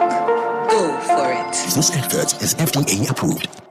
Imagine you had the power to impact the world around you. At the British Council, we see students from all over the globe coming together for equality of education that achieves goals. An IELTS test from the British Council can help you own your future. For a limited time only, when you book IELTS with British Council, you will get our most popular preparation course, Road to IELTS Premium, for free. Valued at $80, Road to IELTS Premium gives you all the material you need to get a great IELTS score. Visit the British Council website today.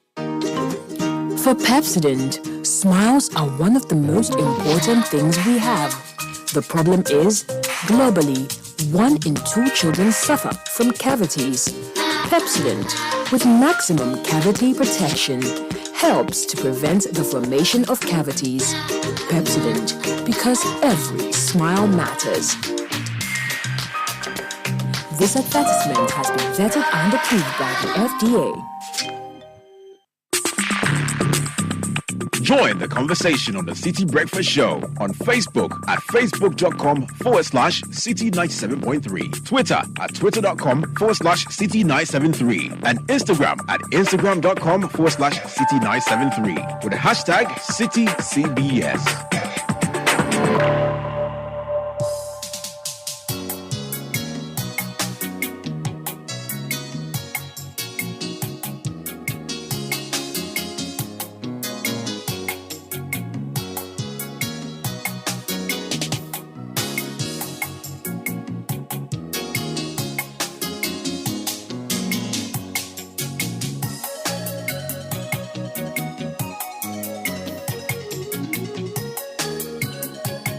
All right, so 8 minutes past 8. Let me read a few quick birthday requests before we continue with our discussion. So today we're focusing on social media regulation, but we're also talking about 3 new tax bills that Parliament will be passing today and what they would mean for you.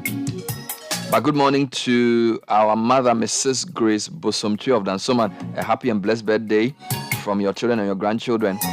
Happy birthday to Amata Edu from Dr. Koyu Enim Wright, Registrar of UPSA. May you continue to inspire writers and encourage all to stand on principle.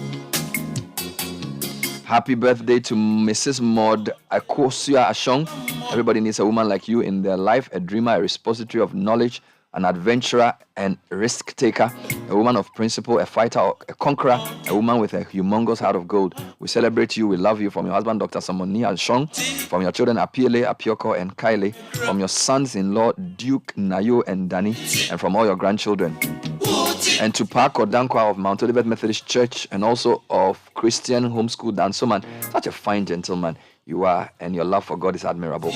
Keep shining, and lots of love from your nephews and nieces, from Nana Araba Arthur. And happy birthday wishes to Ama Taidu as well. And then also Oliver Arthur, football agent, a.k.a. Capo.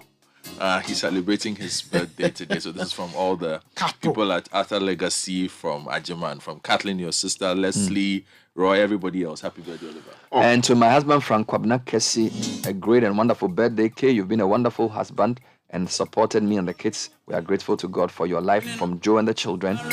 And for it's a longish one, you always have a special place in our heart, Mommy. Thank you for always being with us as a friend, a guardian, an advisor, and a trusted counselor. Wishing you lots of love, Mrs. Paulina Oforiwa Anfu, Chief Regulatory Officer at FDA. From yours truly, Vanessa Elliott Shofa. Happy birthday to you, Mommy. And this one is coming in from Ablasenofe Ajololo. And she says that please wish my brother Kofi Agbadanu Ajololo. He's 68 years today. Brothers are the very best gift you can ever get. I can't wait to celebrate with you. Cheers to another year and around the sun. Happy 67th birthday to you, my star. It's coming in again from Ablasenofe Ajololo. All right, the British Council is saying that imagine you had the power to impact the world around you. At the British Council, they see students from all over the world with dreams of a bright future coming together for a quality education that achieves goals. Those who study abroad in countries like the UK are getting much more than just a degree. They are getting a world of valuable experiences. Visit the British Council website to find out how you can own your future. Now, imagine settling down behind a steaming bowl of delicious Indomie cooked just the way you like it. The great thing is that now you can do it with an exciting new flavor. Beef it up with the new Indomie beef. Indomie beef is the newest addition to the great tasting Indomie you know and love. In just a few minutes, your Indomie beef is ready to eat. Indomie tastes great. Now, if education is one of the things you want to do, then I think you need to speak to the people at Heritage Christian College. They have the BSc Nursing Degree Program accredited by GTech and the Nursing and Midwifery Council. With their ultra-modern and well-equipped skills lab for practicals, you will get hands-on training for the job market through technology-driven teaching and learning, coupled with entrepreneurial training, financial support, and personal development. They also have BBA programs, BSc Information Technology, BSc Information Security, and Bachelor of Theology. Contact them on 0547 77731 or 0202 298 399. Find them at Amasaman behind the Olympic Stadium and visit their website hc.uc.edu.gh. Heritage Christian College and University training compassionate entrepreneurial leaders. Now, the Cybersecurity Authority is exercising its mandate. Has commenced the licensing of cybersecurity service providers and accreditation of cybersecurity establishments and cybersecurity professionals in the country. Now, the regulatory activity is from March 1 to September 30 this year. Details on the licensing and accreditation procedures can be found on the website of the authority at csa.gov.gh. Individuals and organizations are accordingly advised in their own interest to engage the services of only licensed and accredited industry players. Now, if you missed the last round of the COVID vaccination between March 15 and 19, I won't say the opportunity is gone, but let me just remind you that you missed out on a chance to get a booster dose. Now, the COVID vaccine is safe, effective, and free, and it reduces COVID-19 disease severity, prevents hospitalization and death. Now, as you wait for the next round to take your jab, please continue to observe the COVID-19 prevention protocols. Wear a mask, wash your hands with soap and running water, use alcohol-based hand sanitizers, and keep physical distance when you can. Protect yourself, protect your family, get vaccinated against COVID now. This message is from the Ministry of Health, Ghana Health Service, and partners. Happy birthday to Mrs. Frances Abba Otu Kati. Happy birthday, great mother of three, lover, best friend, and all I could wish for. From your husband, Shali Otukati, to Mrs. Frances Abba Otukati. Happy birthday to you. All right, let me switch and then I'll reset. This switch is key because the finest front page this morning says Parliament is expected to vote today on the Income Tax Amendment Bill, the Excise Duty and Excise Tax Amendment Bill, as well as the Growth and Sustainability Bill. Now, the understanding we have is that there are a number of prior actions for this staff level agreement that we got in December from the IMF. One of which was the PURC's tariff adjustment, the other being the release of the Auditor General's report on COVID spending. And then we are told there's also the onboarding of Get Fund, DACF, and the Road Fund onto GIFME. So those three appear to have been done. So this is the fourth one. Now, how much are we expected to get from these taxes? And why is the government doing this at this time? The Deputy Minister for Finance, Honorable Abena Osei-Asare, she's also the MP for Etiwa East. She's joining us to give us some quick comments on the critical nature of these three bills. And also address possible concerns about the effect of one of them. A lot of concerns about the growth and sustainability levy. Good morning, Honorable Abena. Thanks for joining us. Good morning, Bernard, and thanks for having me. By the way, how are you and how is the economy? Are we on course? Oh, Bernard, I'm well, and I believe you're also well by God's grace. And the economy, we are still working hard to make sure we get it back on track.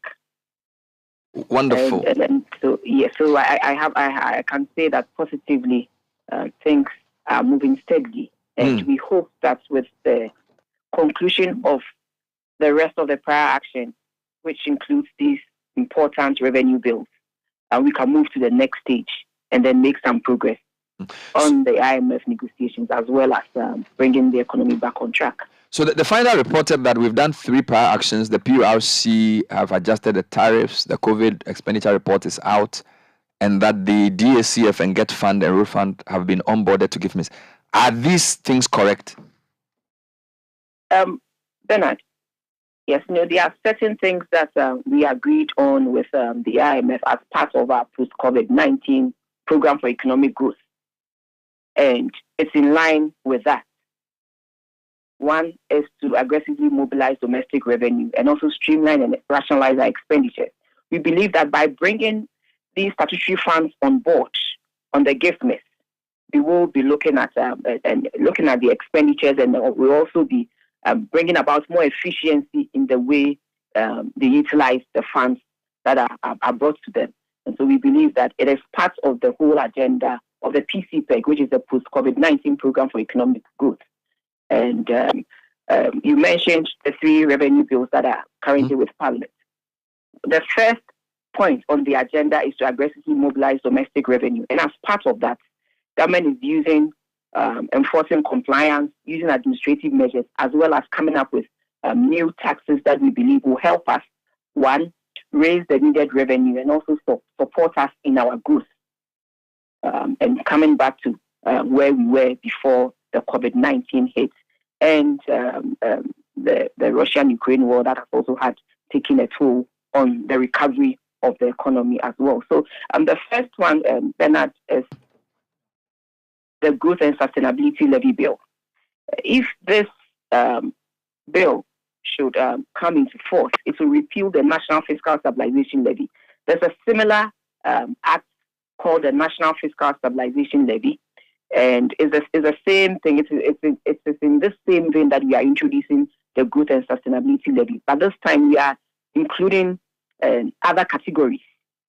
And so, but it's the same thing as the NFSL, but we are including other categories. With this new one, the first is we had on the National Fiscal Stabilization Levy, there were businesses who were paying 5% of their profit before tax to government to support. This bill came into effect somewhere in 2015 or so, and it was to support the economy and revive the economy and to get it back on track.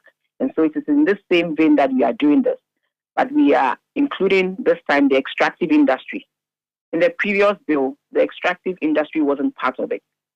So the existing industry or the existing entities that were part of it already paying the 5% of their profit before tax on this bill. And we are including another band of 2.5% for those who do not fall within the existing 5% category and the extractive industry. And then we have up to 1% of production for the extractive industry. We believe that we have used this in the past to help revive the economy. And so it's more of a burden sharing sort of to help government raise the needed revenue to support our PCPEG agenda and also to implement the budget to see the economy get back on track. So just to clarify, 2.2 billion. We believe that this revenue bill, if passed, will give us about 2.2 billion Ghana cedis, which will help in our revenue mobilization agenda. I noticed 3 categories for this law, this tax. The first category has 15 companies. Are you saying that this 5% before profit before tax that affected these 15 was already there in the National Stabilization Levy, and that the only new thing with this is that you are adding category B, which is the mining companies and upstream oil and gas? They are 1% of gross production. And then the category C. Previously, there were 9 entities in that the 5%. We are adding 6 more. 6 more. Okay. 6 more to the 5% category. And this includes the communication towers, the upstream services, and a couple of others. So there were 9. There were 9. So it's now 15. And then we are adding 6 more to this category. And we have the extractive industry, the mining and gas, and the petroleum. And that is 1% of production. So in between the 5% and the 1%, the entities that do not fall in between the 5% category and the 1% category, which is the extractive industry, also have to do 2.5%. So that's the rest of us, all of us, media companies, all the people who are not in the first 15 and who are not mines and oil companies. We are paying 2.5% of profit before tax. Yes, Bernard, this is to support the economy get back on track, and for government to also be able to implement its agenda of supporting the vulnerable who have been hit very hard by the COVID-19 and the Russian-Ukraine war. In as much as we are raising revenue, we also need to look at the vulnerable who have been hit very hard. And these are the revenues that we believe if we raise, we can use some to support. But Honorable, you've already raised the VAT from 15%. You added a 2.5% to the VAT. In fact, the effective VAT rate, when we calculate it, is now 21.9% already. The VAT rate is 15%. Bernard, the VAT rate currently is 15%. No, when you decouple, yes, that's because you've decoupled it. But when you add the Get Fund of 2.5, NHL of 2.5, and the COVID, and the COVID health of 1%, that when you add that 6%, COVID-19 is not VAT, and the others are not VAT. Those that are VAT is 15%. So but so I'm saying that you've increased the VAT rate by 2.5%. There's also NHIL of 2.5. There's Get Fund of 2.5. There's COVID of 1. So I'm talking about a purchase. If I go and buy a phone, I'm paying almost 21.9% on the phone already. In taxes. This is a consumption tax. And now, yes? Yes, I understand your concern. But as a country, we need to mobilize our own domestic revenue to pursue our own national development agenda. And so these are some of the things that we believe we can do to raise the needed revenue. As we speak, when you compare the revenue we raise to our GDP, it is still way below the West African target of around 15 to 18%. We are still doing 13%. So there is more that we believe we can do. And government is not only focusing on increasing taxes, government is also using administrative measures as well as enforcing compliance. So we believe that with all the support that we are getting from you as in the media, and Ghana and Ghanaians as a whole, we can get there. But it's a tough route. Right. Fair enough. There's a concern. There's a concern about some of the 6 you've added to the 11 to make it to the 9 to make it 15. For example, e-money issuers have been included in this. Specialized deposit taking institutions have also been included. Companies registered by SEC have been included. Now, these companies will say they've already suffered. E-money issuers will say they're already suffering from e-levy. These specialized deposit taking institutions and the SEC companies, the haircut have already hit their business operations. Some of them, because of the exposure to government and the debt restructuring, are going to even have impaired capital. To now add a 5% profit before tax to these guys, I mean, it's almost like, Charlie, we are going to milk you of everything you have. So if I'm running any of these companies, I'll say, what does government want me to do now? Bernard, that is not the case. In this country in which we live, I mean, we need to collect taxes to support, I mean, all of us. Others, I mean, in terms of the fingers, they are not all equal.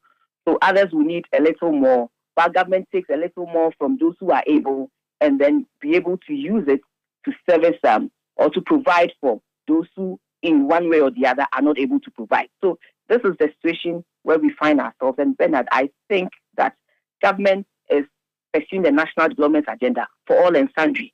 All of us who are paying taxes or those not paying taxes, we get to, use good roads. We get to go to school. We get to, go to hospitals. And so it is for all of us.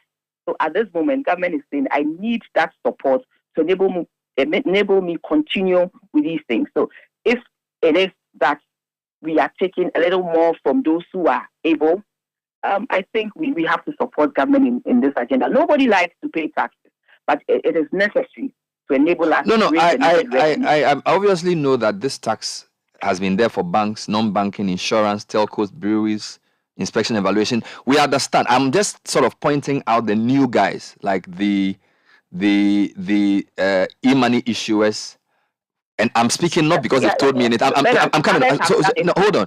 I'm giving you the context for the question that e-money issuers are within the fintech community and they're already suffering from e-levy. Specialized deposit institutions and SEC regulated companies have already started experiencing. In fact, a lot of them don't know how they're going to be mobilized deposits around this period because many customers have been hit by the mark-to-market losses that were announced, and then also the debt exchange and its effects. So I'm just saying that if you look at the context of where we are today, these two groups can say that it's a very difficult, and that when this is passed, it will start from 31st March. So it means that's just next week.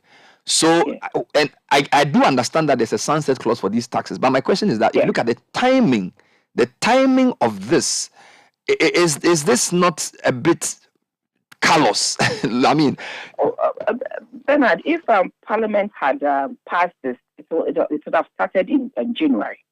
Yes, but Bernard, we are all feeling the pinch. But this is where we also need to burden share. And so that is where we find ourselves now. Others, I mean, in trying times, we're able to do that for the whole of this country. And we are asking that let us support in this regard to make sure we get the needed revenue. And like I said, if there's a sunset clause, it's from 2023, 2024 to 2025. After 2025, we are hoping that by that time, the economy would have, gotten back to its previous state. And then this act or this bill would have elapsed by that time after 2025. I also noticed that all other entities not falling within category A or B will get 2.5% of profit before tax to be taxed. So it means that all companies, irrespective of size, because I do know that in the past you are distinguished between small business, medium size, and large companies. But from the way I see the category C, you just said all other entities not falling, because you've also said in the past as a government that you are interested in protecting small businesses. So there are even this tax relief for startups and things. So am I to take category C to include every business? Bernard, like I mentioned before, if you don't find yourself in the first two, that's the extractive industry, and then the 5% ban, yes, you have in all other entities fall within the 2.5. But Bernard, look at the name is growth and sustainability. We need that growth to be able to sustain businesses in this country. So without that growth, even businesses, it will be difficult for businesses to thrive. So this is where we are now, and we need that support. The growth, the basic, at least for me, what I remember from Bani Aku's accounts, if you tax a company, he will lay off people, because he feels like it will affect his profit. So if a company realizes that there's too much statutories to pay, he will reduce his employment. And when you reduce employment, you are going to rather affect growth. So I actually think the name is ironic. What you're doing is you're raising government revenue, and I have no problem with that. 4 billion overall to help government do what it has to do. But the effect on private sector, all these companies may decide to lay people off or reduce their employment to cope with the pressure that they are getting from lower sales. Now, has government done that analysis to be sure that the job losses that these increased taxes will occasion will not rather stifle growth? Do you get? Because growth is not just a function of government revenue. If companies are not employing people, they won't grow. The economy cannot grow, because if we are unemployed and we are all sitting in the house, how do we get productive to grow the economy? Yes, Bernard. But this is something that we have to do. In as much as increasing taxes does not necessarily mean companies are going to lay workers off. Maybe they are also going to look within themselves and see how best they can cut other operations other than employees off. But let us look at the bigger picture. We want to do this in the interest of the whole nation. And it is a form of burden sharing that let's all contribute something to make our nation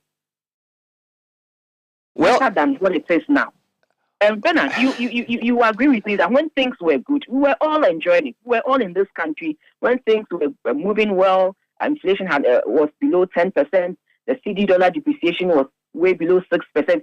We all benefited from this.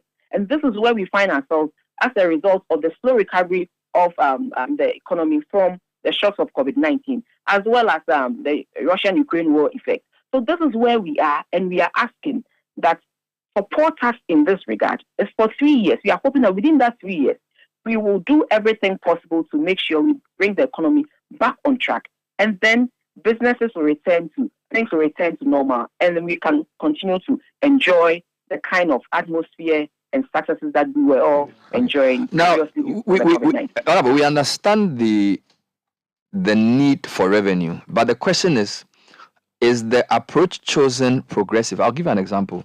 Again, theoretically, we know that property taxes are possibly the most progressive of all taxes because people at the higher property ladder arguably have more income than those who don't have property. So there's been a lot of conversation about collecting property tax. In fact, when the individual bondholders met government, they recommended that if you even collected they gave a certain calculation that you could get about 2 billion if you got 50% of household paying at least 1,000 cedis per property, using the property estimation they did. My question is, what is the government's budget for 2023 on property tax? How much are you going to get? You say you are getting 4 billion from these 3 new taxes. All the properties in Ghana that don't pay property tax, how much is government estimating it can get if it decides to enforce the regulation on property tax? Okay, Bernard, we have done something in that regard, and this time government is not sitting at the center to collect these revenues. Government has, through GRA, has partnered with the municipals, metropolitans, and district assemblies. And so what government is doing is to help them collect the taxes at those places and leave 60% of those monies at the various places, and only 40% comes to the center.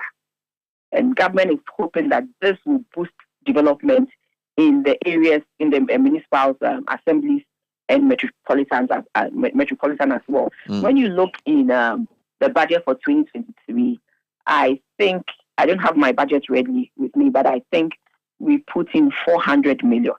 That is what is coming to the center. And because we are hoping that 60% of that will go to the various DCs and they will use it for their development there. This is the first time we are partnering with the assemblies directly and GRA, and so we didn't want to be. But have they given you an amount they are hoping to get from this first year? So that is what I'm saying, that in the budget we put in 400 million, which is different from the usual. Okay. Yes, and so I think that is on top of my head. That's what I think we put in. But 60% of those monies are going to be at the centers, the municipals, the metropolitans, and the district assemblies, and they are going to use it. It will not come to the center. They are going to use it for development. This is the first time we are embarking on this partnership, and so we didn't want to be over ambitious about the amount that we're going to collect. So by mid-year, we would know how much we have collected, and see the way forward on what else we should do to boost the collection. There's a strong view that the government has not led by example when it says we should share burden, and has not cut anywhere near as much as we expect it to do. In fact, when I look through the bondholders' proposals to government, which they estimated that you could save over 80 billion through what they call fiscal adjustments, expenditure cuts. Billion? Let me. Okay, I can give you the right figure. I just want you to confirm the figure. 80 billion. Hold on, I'm calculating it. Yes, 83.5 billion, and this document was signed off by both Mr. Senyo Hosi and Mr. Samuel Akhest, Director of TDMD at your ministry. Treasury. And I'm telling you before God, the figure they got was 83.5 billion cedis. In fact, I can refer you to some of the things. They grouped it into 3. So, and Mr. Ake's signature is there. I know his signature. So they said, yes, if the government does fiscal adjustments, they mentioned the revenue side. There were about 12 different revenue measures. And then on expenditure side, they mentioned about 1, 2, 3, 4, 5, 6. And then they came to other recommendations. When they finished, they calculated, and for every recommendation, they had a specific amount government could save. And if you want, I can give you the numbers. But when they finished, in that document, in the summary, they said that they believe that government can make. Let me read that portion. That government can make cuts up to 83, or can save up to 83 billion. Yes, it says these measures proposed above, per the estimate of the IBF, yield a net savings of 83.5 billion. The IBF holds the position that the above recommendations are competent enough to urgently address the fiscal challenges and enable us to reach the desired 55% debt to GDP target proposed to the IMF. Your director, who announced the debt exchange, signed off this document. So the feeling is that government's interpretation of burden sharing is for we to just tighten our belt, and whilst you do the minimum. Okay, Bernard, I understand you. Understand where you are coming from, but I just want you to go through I don't have the budget in front of me, but I just want us to go through the budget briefly. When you take compensation alone is how much? It's close to about 50 billion. You take your interest payment. Interest payment is how much? 52 or so billion. When you look at the goods and services component, that is what the ministries, departments, and agencies use in pursuing implementing the budget to make sure we achieve the target or to help in the national development agenda. It's 6.9 billion. It's 6.9 billion. And when you look at our capital expenditure, it's less than 10 billion. So then just these two, compensation and interest payment, is taking more than 60-70% of the whole appropriation bill. So that is why we saw it necessary to do something about our debt. And so we had to restructure the debt. Yeah, but honorable, for example, I'm commenting on what you said. You said, for example, the capital expenditure. One of the recommendations of the bondholders, which Mr. Ake signed to, was that instead of increasing the capital expenditure level, as you have done in the 2023 budget, just maintain the 2022 capital expenditure level by reducing the non-ABFA, MDA, and foreign finance capex provisions by 50%. And if you did that, you would save 10 billion. But when I look at your capex for 2022, your capex for 2023 is higher. So here you are saying that we are. No, give me the figure. No, give me the figure. They said you should the capex expenditure level for this year 2023 is higher than that for 2022. You've not reduced it. By how much? Sometimes the difference is a billion or two. And look at in an austerity period, why are you even raising capex in 2023? And it's not only that too. We should explain to Ghanaians what capex is. Yes, it's the building of infrastructure, the building of the classrooms, the hospitals. And are we saying that at this moment? Yes, we understand we're in a tight situation. A road is cut off, and we can't touch it because this or that. Yes, there are certain things that we will have to continue to spend on. And these are some of the things we will continue to spend on.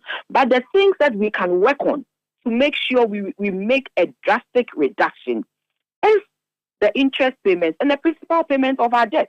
And that is what we seek to address, because that alone is about 53 billion. When you take that 53 billion out of the appropriation, you save quite a huge amount of money. So this is what we have to address.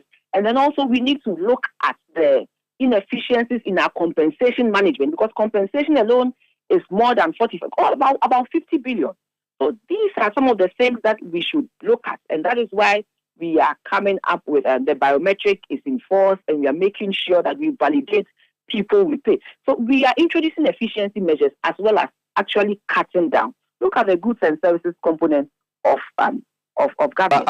Honorable, see, for me, there are, again, I'm speaking on behalf of the public and the many. I'm coming. Let me finish the question. The many suggestions. For example, there have been calls for reviewing of government flagship programs. The president has flatly refused to do this. No, free very SHS you are and right. all. I mean, for me, if a government that is telling me that I should pay more taxes and that we should burden share has this. Well, the government, the president was very clear. He says there will be no review of free SHS. In the 2023, NAPCO is no more on the flagship program. Government has saved close to $1 billion. So it is not that government has refused to listen. NAPCO, which was one of government's flagship program, which had a budget of close to $1 billion, is no more on the budget. So government is listening. No, but NAPCO expired though. NAPCO was not. My understanding of NAPCO was not. It was not a perpetual program. So NAPCO came to its sunset. Free SHS has not been reviewed. A lot of the government flagships are still on. Saying that we are going to review not just free SHS. There are so many flagship programs that government is reviewing. to bring about efficiency in the way we manage these things. And we believe once we review and bring about some level of efficiency, it will also reduce the cost. Government accepts that, yes, after 3 to 5 years of implementation of a particular policy, we need to sit back and look at it. Government hasn't refused to review free SHS. Government says, I will do that. And in doing that, we believe that it will come up with certain challenges and certain efficiencies and certain inefficiencies in the system that we may have to look at and address. We understand. Government is addressing the situation of reducing its flagship program. And we have seen that and when you compare the 2023 flagship program budget to 2022, there has been a cut of more than 20%. Yes, aside taking out NAPCO, there has been a reduction in the budget for the flagship program from 2022 to 2023. There's been about 20% reduction. So it is tough, but we are listening. And maybe you haven't felt the impact as we speak, but with time, we will all feel the impact. It is not that government has turned a blind eye or a deaf ear to what Ghanaians are saying. Government has reviewed the flagship program, and we have reduced it by 20%. You can compare 2022's budget of the flagship program to that of 2023. Well, we could spend all day going through the various suggestions, but I urge you to revisit the individual bondholders' recommendations. There were about 13 revenue recommendations, and there were about 7 expenditure recommendations, and there were other recommendations which amounted to 83 billion. And when I listened to the explanation for the 3 new tax bills, I don't see any of them in those, although the official of the ministry signed off to these. So the government's posture, position, and actions will definitely decide whether Ghanaians believe the burden sharing is just rhetoric or is actually happening in actuality. 2023 budget. And the 2023 budget was sent to Parliament in November. We received this document somewhere in February. So these taxes are taxes that were put in the budget way back in November. There has been a delay. Otherwise, this taxes should have kicked in right from January 2023. So it is not that they have written to us and we have refused to address those concerns they have raised. These are revenue bills that were with Parliament way back in November. It's been on the order paper. We have been to the Finance Committee. The report has been brought to the Chamber, but we haven't been able to pass it. So these are not new bills that we are introducing. No. They came just finally in 2023. Finally, and thank you for your time. Finally, the minister had said in December, I think, that if we did not get an IMF deal by close of March, it would be disaster for the economy. Today is 23rd March. The IMF board had a meeting on Monday, and Ghana was not on the agenda. Indeed, Finance Minister is in China to discuss the restructuring. We haven't done the external restructuring. We've just finished the domestic, and I know that the restructuring is a prior action for the board approval. So the question is a 2-in-1. Is the economy going to collapse, assuming these bills fail? Because we don't know what the minority's position is on these 3 bills. If they decide to oppose it and it doesn't go through, and based on what Finance Minister told us in December, that if the IMF deal doesn't come in March and then the economy will collapse, is the government saying that if you don't get this 4 billion approved by today, it means Armageddon for us? No, Bernard, I don't think the Finance Minister said the economy will collapse. It will have dire consequences on us if we refuse to raise domestic revenue, to pursue our own development agenda. This one, you don't need anybody to tell you that. We need to raise revenue to pursue our agenda and to make sure we get the economy back on track in the interest of everybody, not just the minority or the majority. In the interest of all Ghanaians, we need to get the economy back on track. We have begun. There are certain things that we are still working on.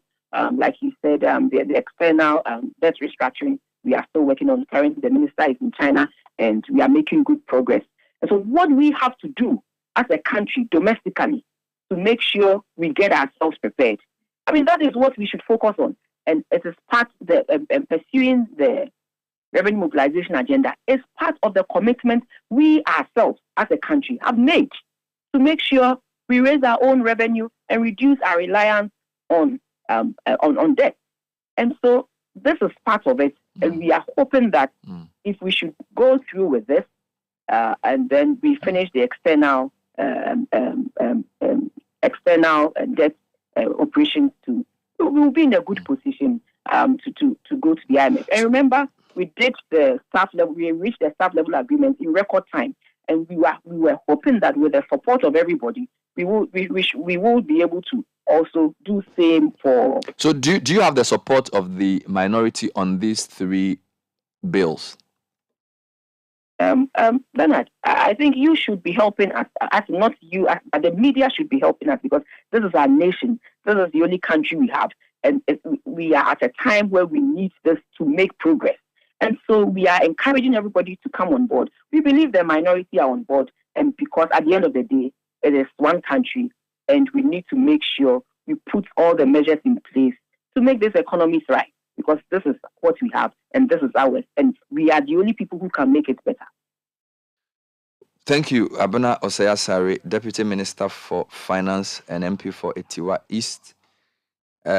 Lots of comments, a lot of different groups want to react. Indeed, whilst I was doing the interview, I believe a number of affected entities, particularly for the growth and stabilization levy, wanted to react.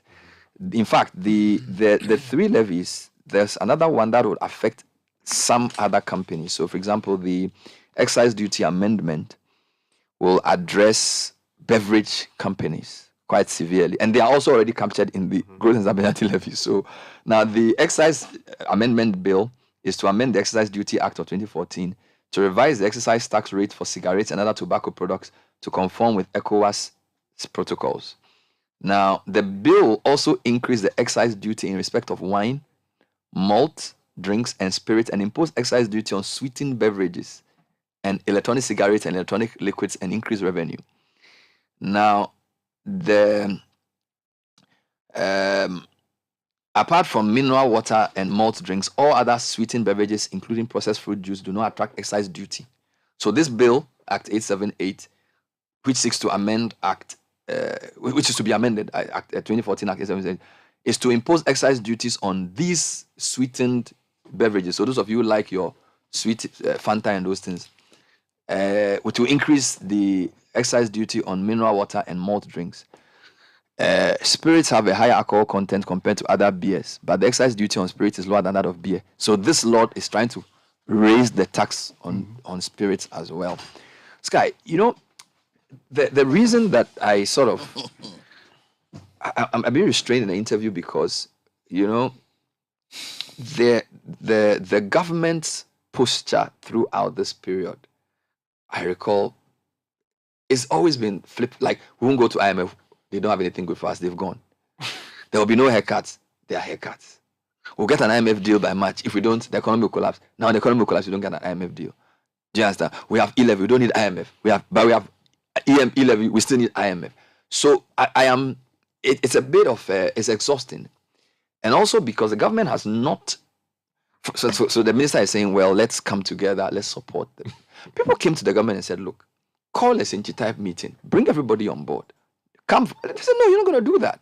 So almost all the things that people have, including the opposition, have asked you to do prior to all this calamity, you said you wouldn't do it. Review, I remember there was a day we interviewed the Minister for Information. There's going to be a big meeting in Peduasi, and he said all flagships are on the table. Next morning, no flagships are on the table. All the flagships are not going to be reviewed. You get, so it's like this is I want to use the word intransigence. Okay, so now you're saying we should come and now support for this to go through. Okay. It's brinkmanship for me. It's almost like they always wait for the last minute for things to get out of hand. Then they come back and then they say, oh, the media should help. Bernard. Anyway, I'm trying to have somebody. Who do I have? And I go for it. Yes, going to talk to the executive chairman of the Food and Beverages Association, Mr. John Awuni. Oh God! So they are saying what? They are not happy. But they... Let me do that then. I can't be. So John Awuni is the main guy at FABAG, Food and Beverage Association. They are not happy with the new taxes.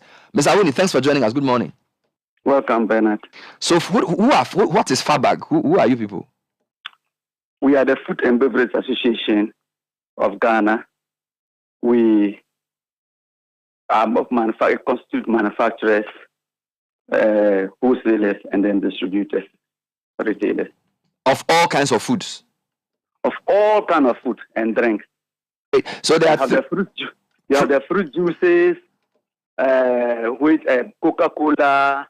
We have Accra Brew as our members. We have Printex. We have the Palace. We have the Melcoms. We have. So you are both manufacturers and importers. Exactly. Once you are in food and beverages, you are a member. Wonderful. You are into food and beverages. So there are three laws: Income Tax Amendment Bill, Excise Duty and Excise Tax Amendment Bill, and the Growth and Sustainability Levy Bill. Which of them is FABAC concerned about?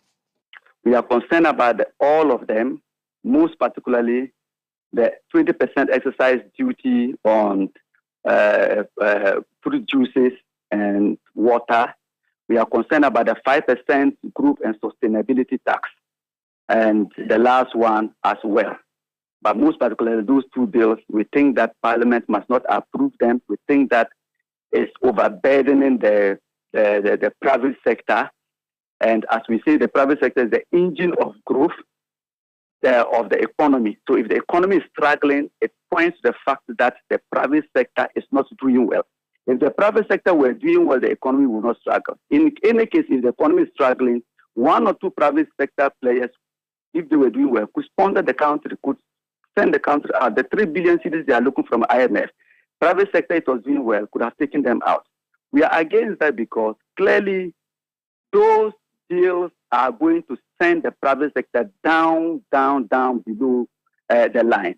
We began the year with an increase in VAT from 12.5 to 15%, increase in water tariffs, increase in electricity tariffs, depreciation of the currency. And we have had this challenge right down from COVID-19 to 2019 down to this today.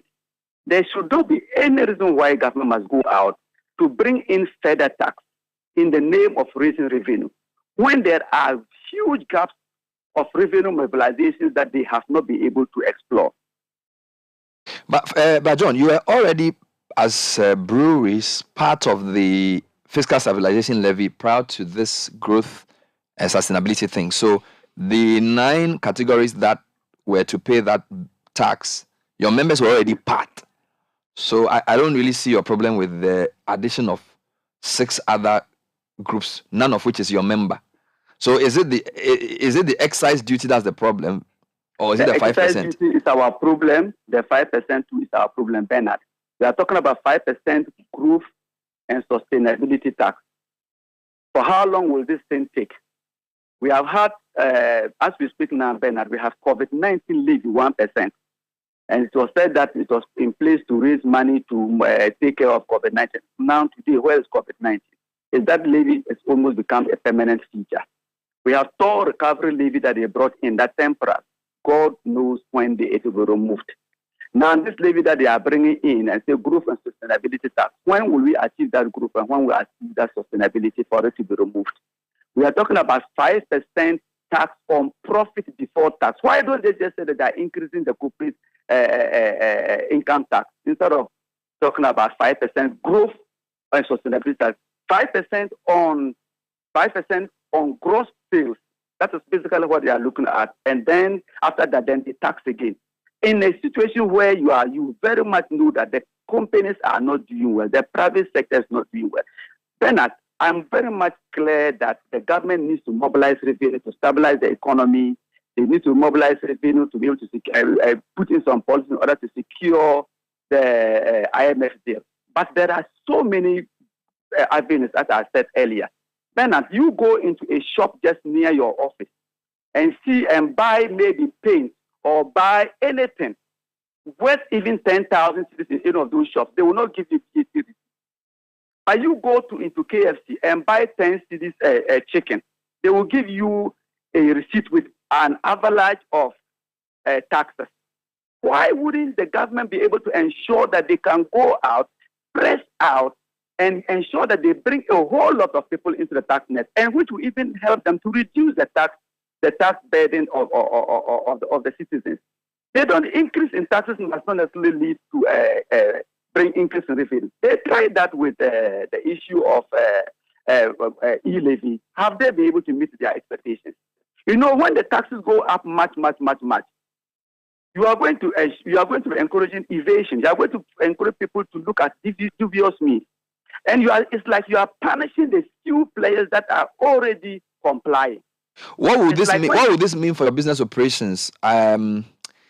And yeah, so are we looking at layoffs? Are we looking at reduced production? Are we looking at relocation? What are the issues? Bernard, they have already been laid off. They have been laid off. They have been declined in production because demand is at its lowest ebb.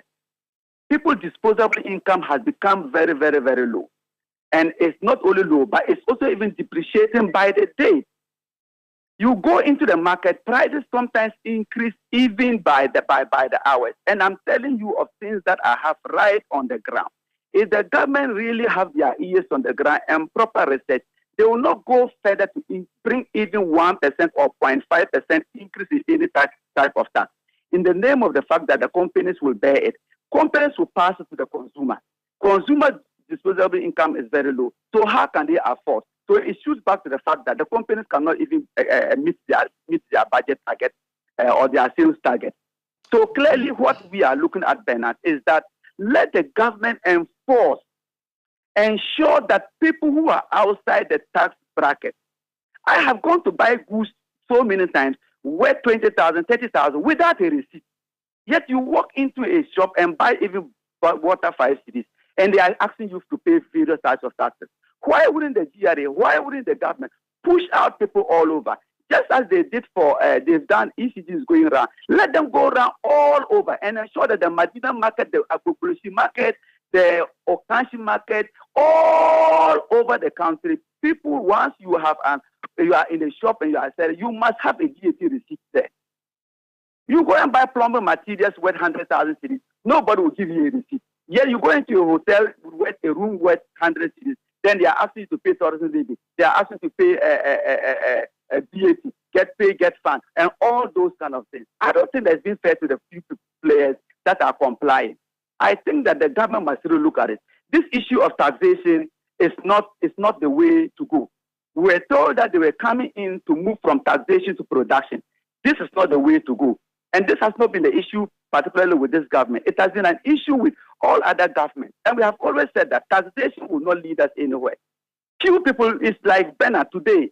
If you put yourself in order, go and open a barbering shop, a very nice barbering shop, they will come at you. All the government agencies start coming at you.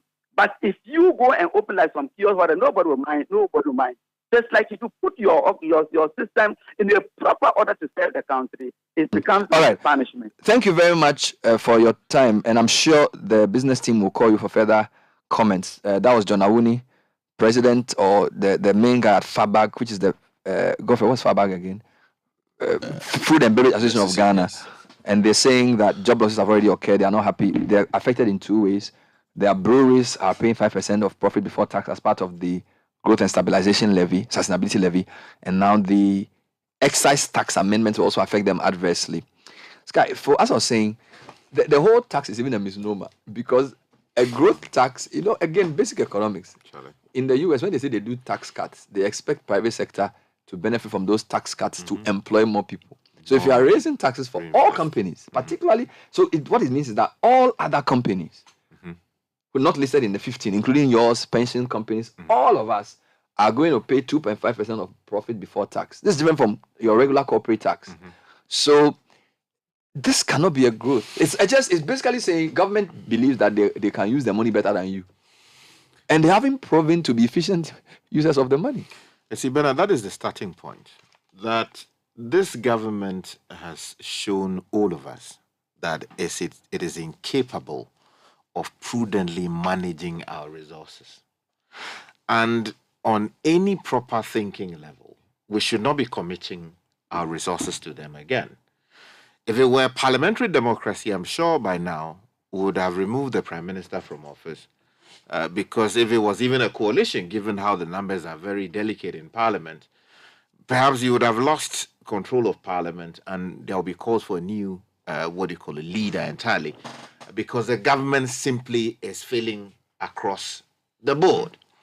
Now, the question is, should we allow them to continue the way they are doing and allow them to collect more of our money, or we should insist on specific things that must change? What are the key issues here? You read from a government document which was co-signed by officials in the Ministry of Finance and persons within the private sector who came together to say that, look, government, where you are going, we don't agree with it.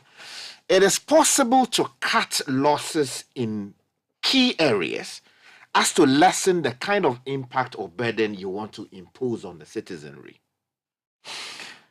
The minister was shocked to hear that coming from you, when in fact an officer within her ministry co-signed this particular document. Now, the question you ask yourself is whether these documents, when they are produced, get shared with policymakers so that at that level they could take it to cabinet and say that, look, we have made our own assessment of the situation together with the private sector, and we take the view that it is possible to reduce some expenditures as to lessen how much burden we want to impose on the Ghanaian.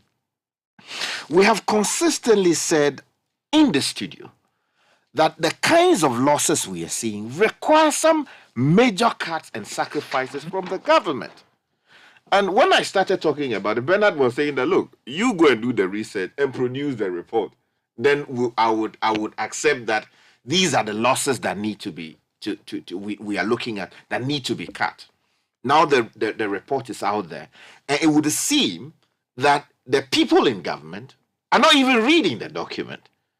Because if they were reading it, perhaps either they will know about the content or they will do something about them. And you see, this is where the role of Parliament comes in.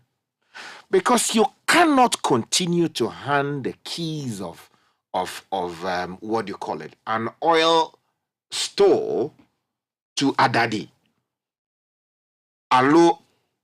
Because you don't send a dog to the market where oil is sold, because the dog will go and lick everything there.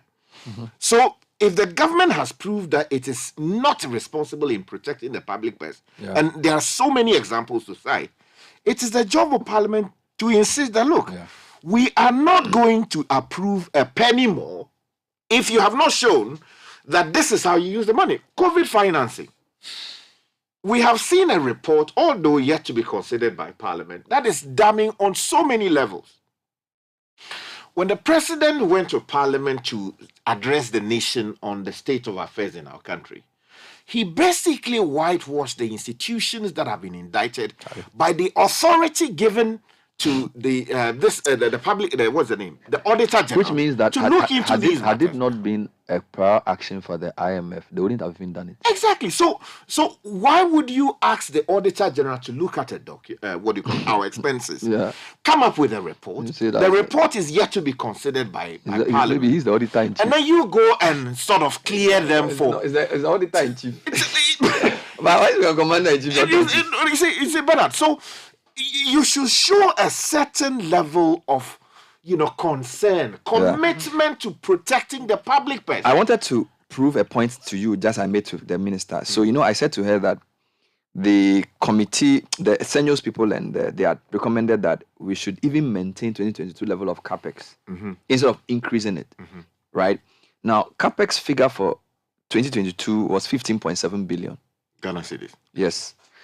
For this year, they've increased it to 27.7 billion. So you are increasing capex by 12 billion cedis. So if you are, and he's saying, well, capex is roads and things. My question is, you are saying you are in dire straits. These are not ordinary times. Why are you almost doubling your capex? But you see, do you get me? Why are you doubling your capex? So it's almost like we will do what we want to do, and we'll take. As I said, my money has been taken. They've given me a haircut. I've had a mark-to-market loss. That is in the one. And they have even added my what you are losing, inflation and all these things. Removing your capital. You are raising, Sky, you see, maybe one day I should do a show where we put all the expenditure for last year and compare it to the expenditure for this year and ask ourselves whether this is really the type of expenditure that somebody who says is going through problems should be. Do you get me? Because the items are there. The budget is just 2 pages. If you take all the revenue and expenditure for 2022, you are raising capex by 12 billion cedis. Yeah. When you say you are facing economic, I'm not saying capex is a bad thing. Bernard, but can you maintain your capex and say, we are for the next 2 years? But why? Because politics, roads, elections. So the capex money goes into the construction of roads, those things. Yes, but Nate, I'm saying that if you are doubling, it's a country that is going through dire straits. The one that should be doubling almost, because 15.7. What's the figure? Let me give you the 2022 figure. The 2022 figure, Q1 to Q4, is 15,724 million, which domestically financed is 4 billion. Foreign finance is 11 billion. So that's 15 billion, right? So your capex, probably 60% of it is foreign financed. Okay. Now 2023, which is the year that we are talking about, your capex has gone. Your capex has increased to 27 billion. Okay, and what's the breakdown for the 27 billion? 11 billion domestic, 16 billion foreign. And where is government getting money from? Again, let's explain. So government gets money from taxes. They say they want to raise 4 billion from this. Government used to borrow a lot. Indeed, this government has borrowed 3 times what the previous government borrowed, and 12 times what Kufuor borrowed. Right? These are facts. So this government was borrowing a lot of it non-concessionary. Concessionary are loans you get from your friends. So they are cheaper loans. A lot of our loans became non-concessionary, so more expensive loans. You've been closed out of the international bond market, so you can't borrow from there again. Because we're not credit worthy. So what is government doing? Government did a debt exchange to say that the people we owe domestically will reduce the amount that we will pay you and the interest we promised you, and the time we'll pay you, extend the time. So they save about 7 billion from that. So you and I, our money that we give to government, 7 billion of it, they've taken it. Now, the other place, and while they are doing that, they are still borrowing because they've now increased treasury bills by a lot. So even though they sell bonds to us and we buy, and they are saying they can't pay the 19% and they are reducing the 19 to 14 and 15, they are selling T-bills to you at 35% and you are still buying it. Yeah, they're actually reducing. So they are raising short-term funds using that. So indeed, government's only revenue source, apart from regular taxes, is the treasury bills that it's selling, and there's the new taxes that it's trying to raise, and of course, what you will call concessionary bilateral loans from friends. So we do understand that the budget is not sustainable. But my point about parliament is that maybe the parliamentarians too, they feel like if they go and reject this budget, they will be seen to be sabotaging the country. So that because Kai, the IMF program has not come, the 3 billion is not coming. If you read what Elvis Daku wrote today in the Finder, he's saying that if the 4 billion doesn't come, in fact, let me read the direct paragraph for you. He said that if the 4 billion doesn't come, good. He cautioned that if the bills are not passed, government will be forced to review revenue estimates, which will have serious consequences on public funds. The Director of Revenue Policy Division of Ministry of Finance explained that the government has indicated revenue mobilization plans to IMF, which includes the outstanding bills. He therefore said failure to pass the bills will exacerbate an already difficult financial position of the country. He pointed out that the country is in extraordinary times and appealed to the members of parliament to pass the outstanding bills. Mr. Winfo pledged the Ministry of Finance will deepen stakeholder engagement to address public concern. So let the people and companies pay more. You see, so that the country doesn't collapse. You see, that's the problem. When you go to the people and you are asking them to pay more, you must demonstrate that what had been given to you previously, you used it properly. And on everything that we have said thus far, it seems to everyone, and it is clear, that this government has not been the best managers of the public purse. In fact, the president told us when he came to power that he was going to be an exceptional manager, the best protector of the public purse. But look at where we are. And the point I'm making is that Parliament are the people who can allow further charges to be made on us or who can stop it. If they do not say no, the government will keep coming back. The minority has consistently called for cuts in the size of government. They have called for cuts to happen at the presidency. All the hangers on at the presidency people who are going there getting all manner. The German ambassador even said it. Yes. That we should cut our Oh, yeah. But it is not happening. He said, you can't come to me and ask me to give you concessionary debt forgiveness if you are not cutting size of government. He said it free. So if it is not happening, why is it that Parliament will sit again in their right minds, will say that, okay, we are allowing the government to make further charges on the poor people of this country? And what is most annoying is that they are taxing the very people who are the engines of growth in our country. If you impose these new burdens on the small industries that we have, the small businesses that we have, shipping lines, so if you look at the categories, you are right. A lot of them are in the productive sectors of the economy. So you have shipping lines, maritime and airport terminals, electronic money issuers, specialized deposit institutions, SEC regulated companies, upstream petroleum, communication tower operators, OMCs, BDCs, companies providing mining support, inspection and evaluation companies, breweries, telcos liable to collect and pay, CST, insurance companies, non-bank financial institutions and banks. They are paying the 5. Then the rest of us, which means everybody. Cement manufacturers, block, everybody, 2.5. Let's take a short break, Sky.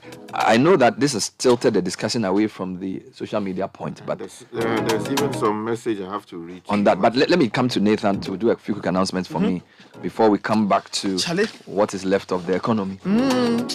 Whilst we are talking about past 9. all of these things, at least what you can do for yourself is buy yourself some fan yogo. Fan choco, fan ice. Charlie, that's what you can eat it with meat pie. I tell you. Charlie, so Farm Milk PLC, they've been doing this for over 60 years, and they are still giving us great, delicious, and nutritious products. So go ahead and enjoy your favorite fan yogo, strawberry, fan choco, and fan ice cocoa.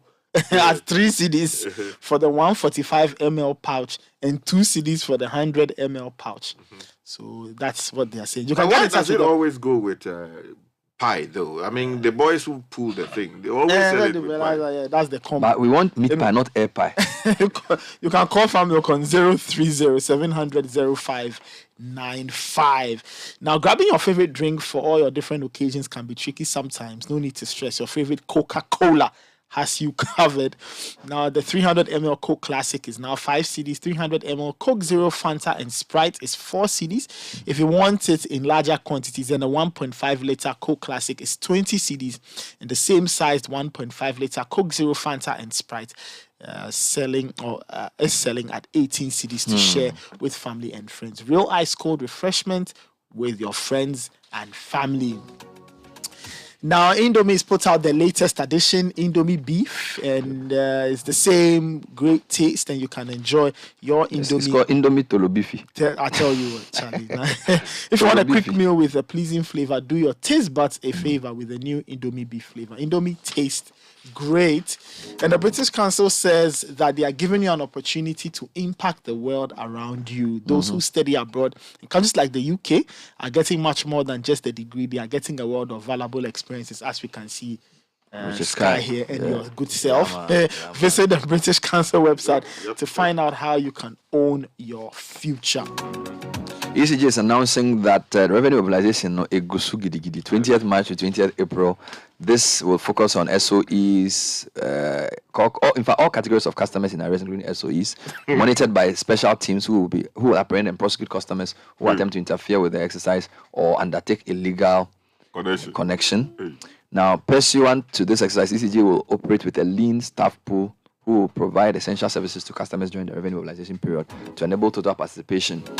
Now, all customer centers, however, will be open to serve the public. Now, recalcitrant customers who have refused to redeem their indebtedness to the company after they have been served with final demand notice will be arraigned before the court of law. Management wishes to advise all customers in arrears to pay their bills now to avoid disconnection. Empower yourself with a practical qualification in corporate finance, financial markets, and investment management, including practical application in financial modeling. CFA is a globally recognized standard for measuring the expertise, experience, and ethics of investment professionals. CFA Level 1 eligibility has been extended to university students with less than 2 years remaining on the undergraduate programs. So if you're an university student, level 300, you could now be eligible for CFA. So, and you can get support from Benchmark to get this done. So go to benchmarkghana.com or call 0249 944 442. That's 0249 944 442 to get on the CFA ladder. Vodafone Business presents Too Much Business. It's the number one mobile plan for businesses in Ghana today. With Vodafone Too Much Business, you have the best mobile plan on the market. Gives your business the best value, meaning you have the flexibility to choose voice, data, SMS that suits your business's size and ambitions.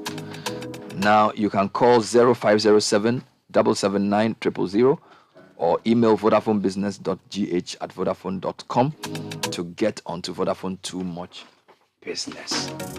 And Standard Water has over 25 years of experience in providing quality and refreshing water to quench your thirst. The brand is in 11 regions already. We're expanding to cover the rest of the country. We're giving you a sachet water, bottled water, dispenser, mounted jar, and other water for your customized events. For bulk purchase, call 020-2055-703. That's 020-2055-703. We'll be right back with more. Stay with us. This is the Citi Breakfast Show, the city's biggest conversation. At the British Council, we know that our experiences in life are what shape us. The things we see, the places we go, the people we meet all make an impact on the future we create. Change is driven by people with dreams bigger than themselves. The chance to study abroad is the chance to make an impact, not just on your own life, but on the lives of the people you left back home. When you experience the world beyond borders, you can discover what's possible for the future you envision. When you set off to further your education abroad, you can return empowered and ready to put your plan for change in motion. Great experiences await when you study in diverse countries like the UK. You can make an impact on your entire community because you took the chance to own your future. It starts with an IELTS test from the British Council. Visit our website today and discover a world of opportunity. 1xBet. Easy betting, easy winnings. 1xBet, the most reliable service to make deposits easily with high odds and numerous bonuses on the spot. Register now at 1xbet.com.gh. Use promo code BESTODDSGH to get 300% bonus up to 3,445 Ghana cedis on your first deposit. Easy to use, easy to have a chance to win. 1xBet, reliable bookmaker. Gambling can be addictive. Bet responsibly. Not for person under 18 years. This advertisement has been vetted and approved by the Gaming Commission. Enjoy the best of convenience and security on AT Money. Carry out all your mobile money related transactions on the go. Send or receive cash, pay bills, move cash in and out of your bank account from anywhere at any time. Airtel Tigo Money, your most secured and trusted mobile money service.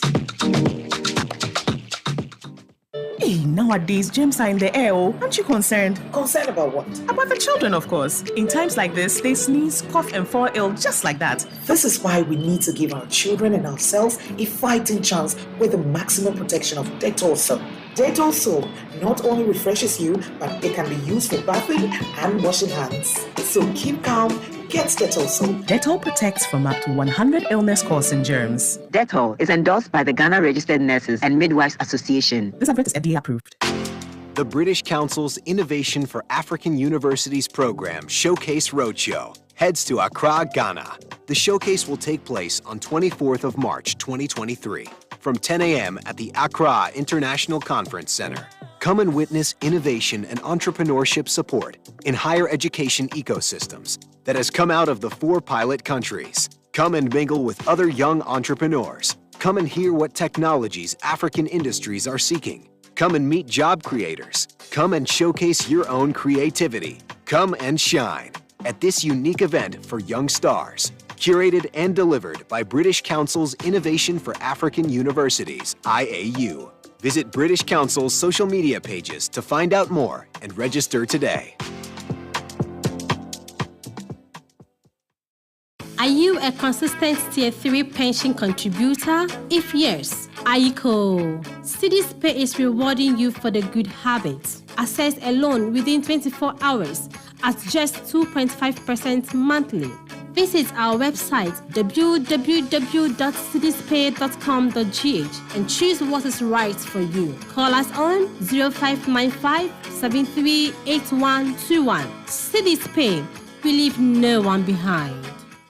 Hisense is best known for all your electronic appliance needs, such as television, refrigerator, chest freezer, and air conditioners. But did you know we have laser television, gas cooker, washing machine, smartphones, sound systems, water dispenser, microwave, blender, rice cooker, kettle, iron, air fryer, just to mention a few. Hisense is the only electronic company in Ghana that gives you 5 years manufacturer defect warranty. Visit any of our showrooms in Accra, also in Tema, Kumasi, Takrade, Takwa, Mankesim, Obuase, Sunyani, Techima, Tamale, Ahoy, Kofodia to purchase any Hisense product at the best price. Hisense means best quality, best durability, best for energy efficiency, best for affordability, best for style, and best for technology. You can always get in touch on 0302 55 0000 or go to www.hisense.com.gh. We are also available on Facebook, Instagram, Twitter, and YouTube at Hisense Ghana.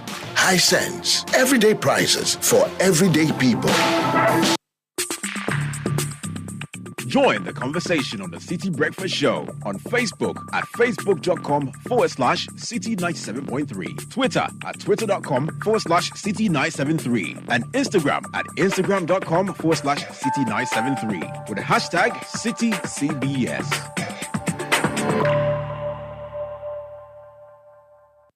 The Citi Breakfast Show. Rise above the noise.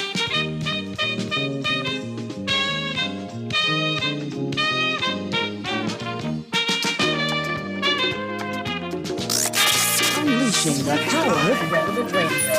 This is Citi 97.3. Some from a wife, Joyce. Hey, what me do? Sweet. I'm a son. Honey. Honey. Sweet memory.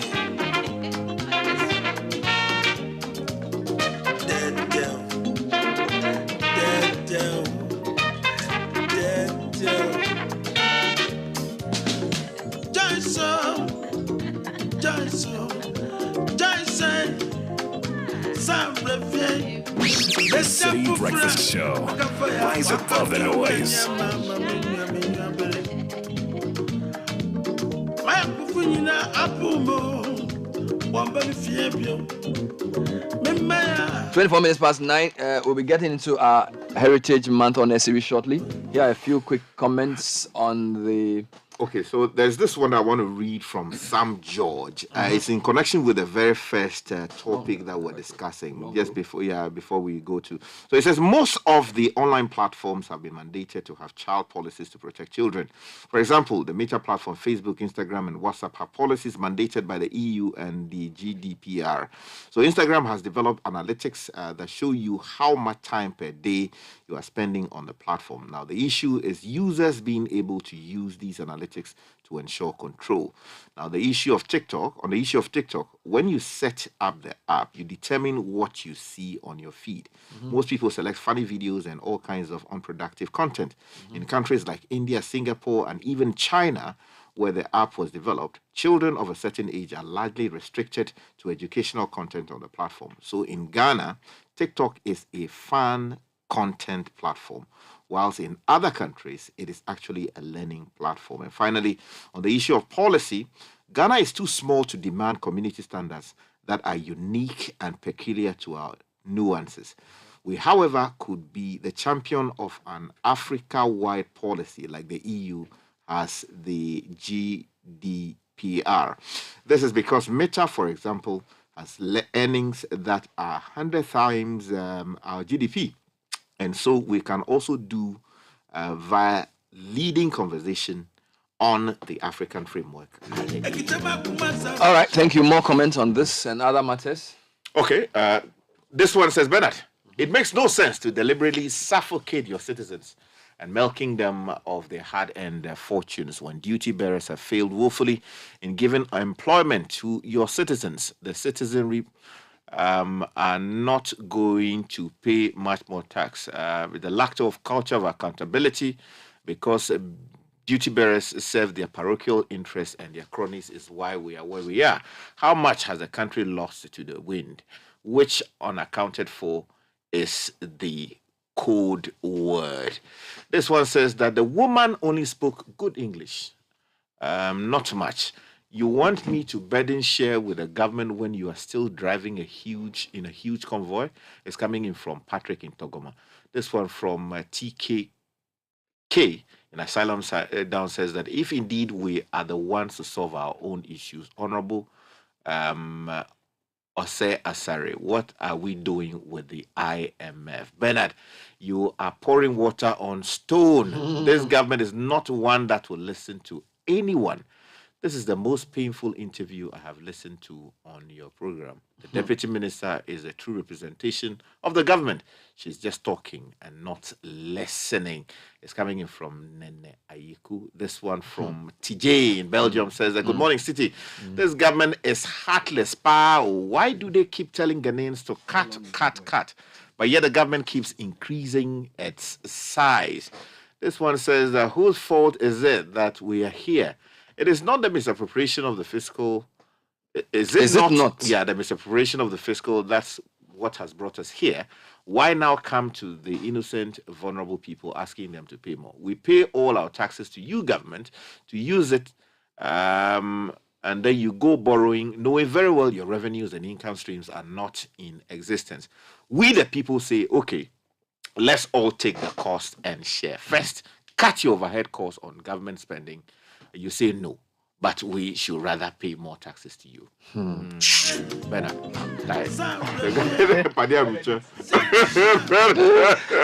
oh Lord. And finally, Confi in Adan says that this government, the least said about them, the better, because they are still blaming COVID and Russia for their shambolic performance in government. No comment. No, but you see, the thing that fascinates me. So somebody was telling a joke the other time. It was a joke I read. Somebody was like, the Ukraine really needs to pay attention to its next door neighbor, Ghana. Because there are issues with Russia affecting their next door neighbor. No? It's too much. No, you see, let's admit that indeed. Oh, of course. They are affecting us. No, but the guy's point says, like, is that Charlie? The thing hit we pass, like we are next door to Ukraine. Like you can drive from Ghana to Ukraine. Oh my God. People have not been charitable on Twitter. There's a lot of anger people from are the interview. So angry for vex. And Abuna is a very nice. The Twitter. People are very angry. And a good friend. So it's difficult to see some of the things that people are saying. Charlie, the system is tough. Like you should give people us are not answers happy. that will address the issues. But it looks like the government doesn't have the answers. So that the money you pay. But today, I think for me, the interesting observation from this, like I was telling you guys previously, is outside of the one, this, like we had tried to discuss this a bit earlier, just for our listeners since last week. We're not even getting access. We're not getting access to the documents until today. Today. Even that cry, we just have access of it. Yes, I have the stabilization one. Yes, so it was quite difficult even getting all of this, and we also haven't heard too much from others on this. So today, for instance, I will be paying close attention to the discussion around this in Parliament, because normally you would hear from the finance side the of NDC minority people will shout and they'll pass it. They'll shout. When they please, they'll pass it with the voice vote. No, I'm just saying I want to hear what they say. They will do grandstanding. They're passing it to pass. But you want to hear the. But I want to hear what the arguments are. I want to hear. I'm very interested in hearing what the arguments are. But they will pass it. Sky knows they'll pass it. They will shout a lot.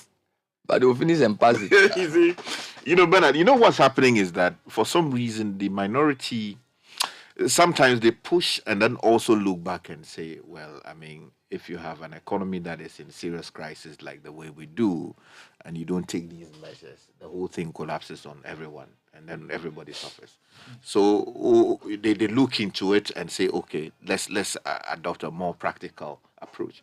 But I see, I think there's a time for us to now actually ask government the hard questions, because we cannot continue on this path. So yes, I mean, as you said, the minority will be raising their issues, but it does seem that no matter what they say, ultimately this will be passed, because in any case, it requires just a simple majority to get it through. And it could even be determined on the basis of a voice vote, unless they decide to say that, Mr. Speaker, we want to call for division so that we know exactly who is voting for and who is not voting for and what the numbers are saying. So if you look at it, it's certain that it will go through. But I don't know whether the vote will be taken today, because I don't know what stage the documents it's in. We'll check. But the finder's report was that MPs will cast a vital vote today. We can cross-check it with Parliament. Anyway, on the downside of life, losing a loved one stops you in your tracks and leaves you shaking. In those times, you can count on the Lashibi Funeral Home and Crematorium. They've been doing this for 21 years, and they are going to give you experienced private end-to-end funeral services. You can call them on 0509 542 409 or send an email info@lashibifuneralhomes.com. Visit their website, lashibifuneralhomes.com, for more info. Lashibi Funeral Homes and Crematorium, dignity for the deceased, comfort for the bereaved. Now, the British Council is telling you to imagine, that you had the power to impact the world around you. And at the British Council, they see students from all over the world with dreams of a bright future coming together for a quality education that achieves goals. Those who study abroad in countries like the UK are getting much more than just a degree. They are getting a lot of valuable experiences. Visit the British Council website to find out how you can use or how you can own, your future. All right, when we come back, the Heritage Month on series continues with the series we started. The history of the formation of the Ghana Armed Forces. Samalata Mensah has been doing that discussion. We'll be right back. Stay tuned. This is the Citi Breakfast Show, the city's biggest conversation.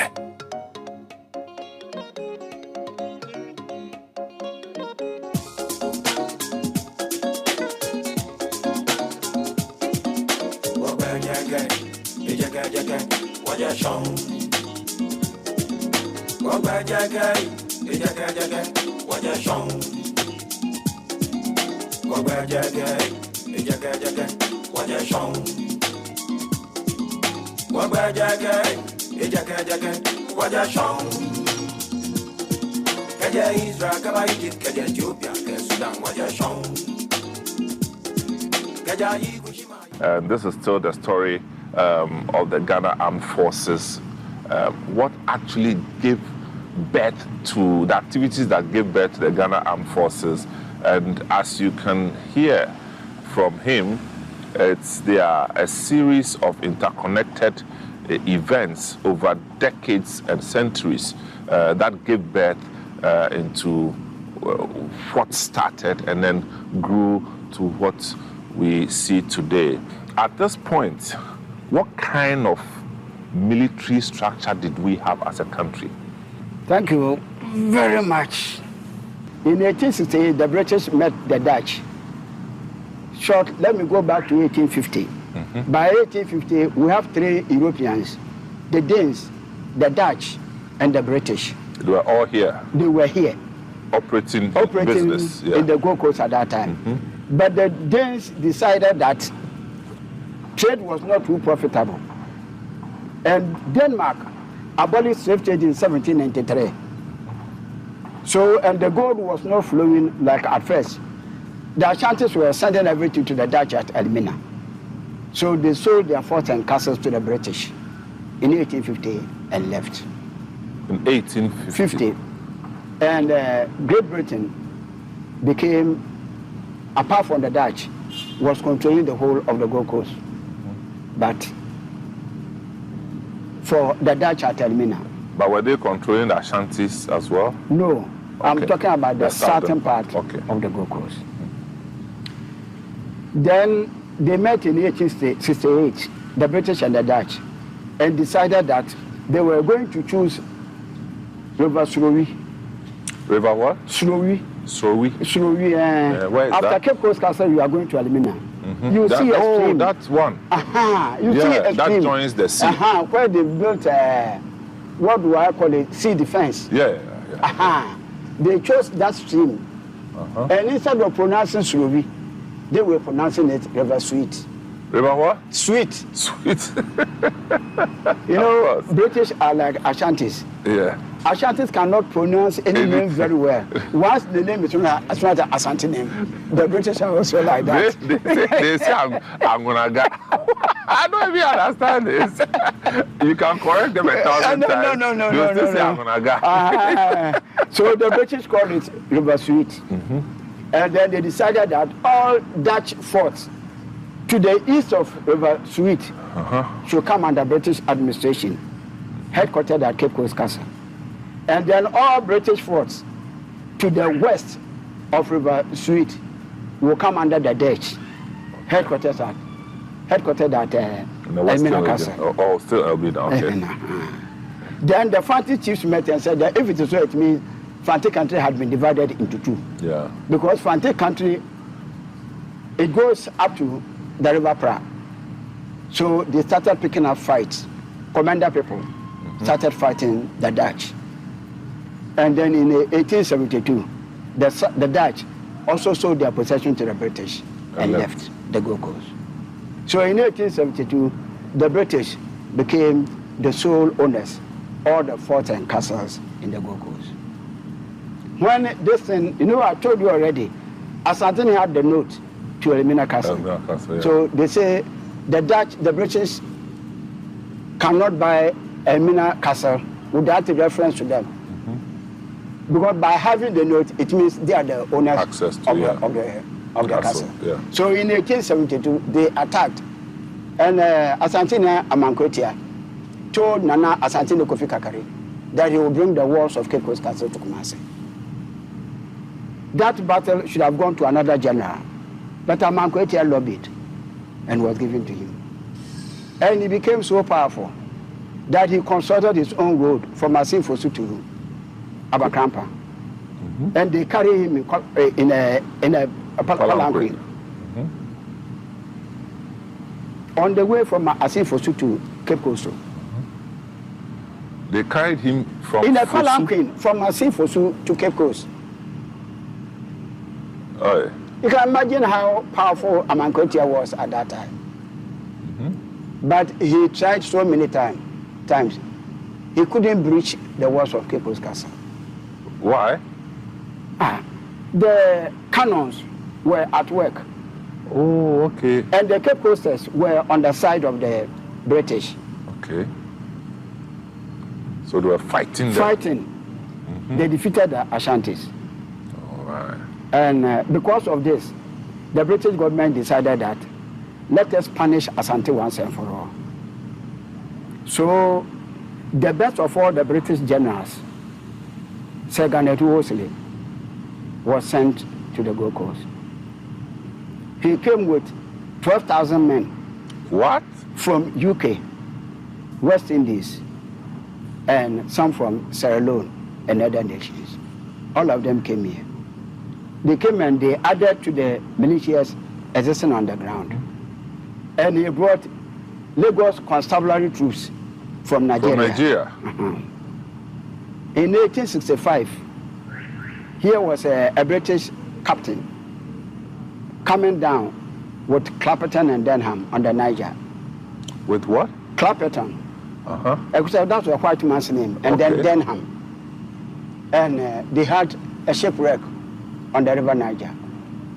So he bought a horse and started moving down towards the coast. At that time, there were so many wars in Yoruba land, and so many people had been taken as slaves. Yeah. So he bought the slaves, armed them, clothed them, and then fed them. They are the Glover houses or Lagos constabulary that I'm talking about. So they also came down to the Gold Coast.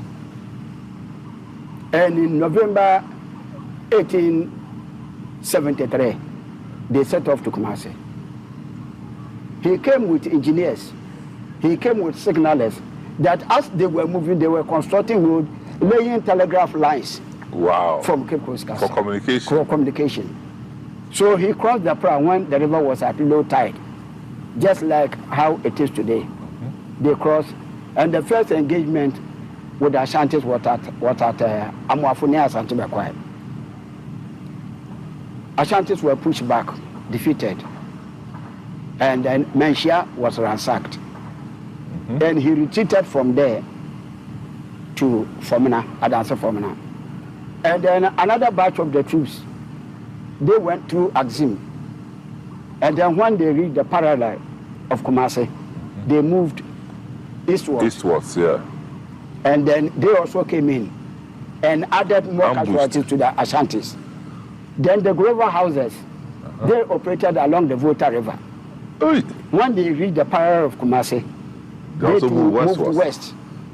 And they too came and did their own thing. So the Ashantis were forced to come and sign the Treaty of Fomena 1874. And they agreed to pay 50,000 ounces of gold.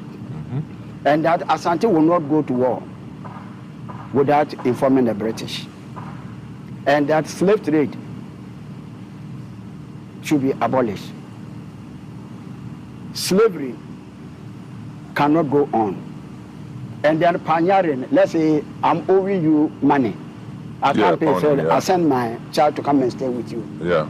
That one too was also, that was also abolished. Abolished. Because we had some pawn slaves in the process. Wow. And then all the tributary states under Asante were to be including Achim, Ekwapim, Tichiman, part of Accra, Denchira. Which part of Accra would this be? Part of Accra. Yeah. Were under the Asantes. Like and where? Then, you remember like where? This, what do I call it? Jamestown, Labadi areas. They all had their independence from Ashanti 1873 campaign. Ghana to Osile. Wow. Including the Waswasa were also liberated. The Asen and Adanse were also liberated. But the Adanses, they decided that they were then part of the Asante Kingdom. As I said earlier, after Asante 1873 campaign, also known as Sagrenti War. Sagrenti, because Ashantis couldn't pronounce Se Garnet Wolseley. Jesus. Because of that, they pronounce it Sagrenti. So the Sagrenti is actually Se Garnet Wolseley. Thank you, Ashantis. So that was the Sagrenti War. After the Sagrenti War, in February 1874, I told you it started from November 1873. Because of their earlier episode at Praso, they chose the dry season to attack Asante.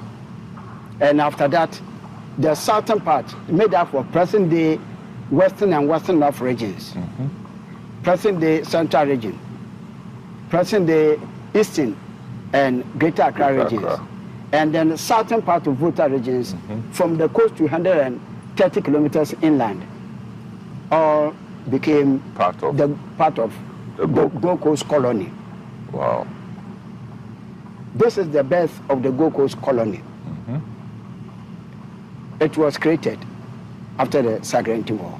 Okay. By the British. By the British. So at this point, it was still without the participation of the Ashantis. Yes. The Ashanti was Ashanti Confederacy. Okay. But we have Gold Coast colony under the British. All right.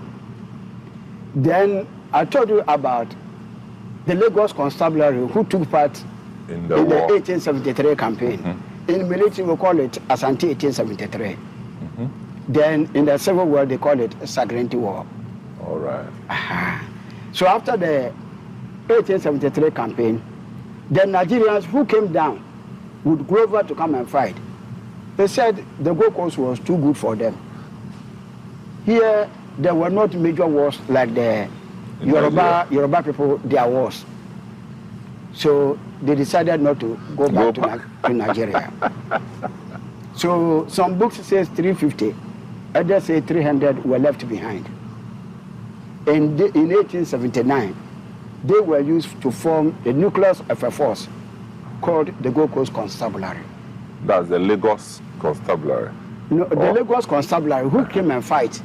If you finish fighting, you have to go back home like the way the British and the West Indians and the Sierra Leoneans went back. Yeah. But they said they won't go back again. Okay. They prefer staying here. So about 300 of them, some books say 350, were left behind. And in 1879, they were still not having trust of the Ashanti people. So they decided to reorganize the militia, and they added these people to it. And it was named the Gold Coast Constabulary. Right. Because at that time, Gold Coast Colony had been created, and they were to perform military duties. Just as the British believed, in 1889, Asante attacked Nkoranza.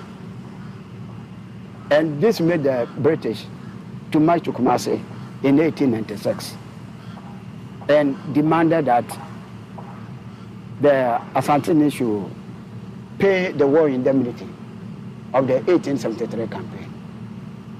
Asante couldn't pay. And did not pay or could not pay? Could not pay. Okay. He removed even his sandals to tell them that the amount of money they were demanding, Asante hasn't got it. So he was captured.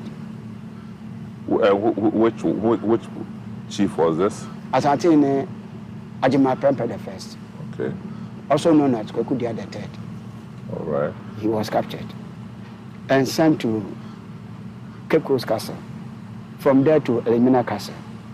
Then to St. Helena's Island, Sierra Leone, before he was transported to Seychelles Island. And the British constructed governor's accommodation in Asante because it wasn't part of the Gold Coast colony by then. So there was a resident governor in Kumasi overseeing all Asante activities and reporting back to the governor at the coast. After they captured Nana Kwekudia. They built a fort. And that fort is what is now being called Armed Forces Museum in Kumasi. Okay. This is near the ministries. Yes. Yes. Close to Kingsway. KMA. Up the hill from KMA. Yeah. It's part of a doom. It is part of a doom. So that was governor's accommodation. Oh, so that was a governor's accommodation, which is now being turned into the military. So we have been very well preserved. A sub-governor staying there. So is that why you have all those canon things there? There were some of the canons used by the British. Okay. In the 1900s. Funny enough, there used to be something in front of Kingsway, in the middle of the street. The street that leads into the military. The back gate of the military. There used to be something when we were kids. There's a story they used to say that they packed the fancies inside and locked it. And then if the fancy man wants to go and pee, he will say,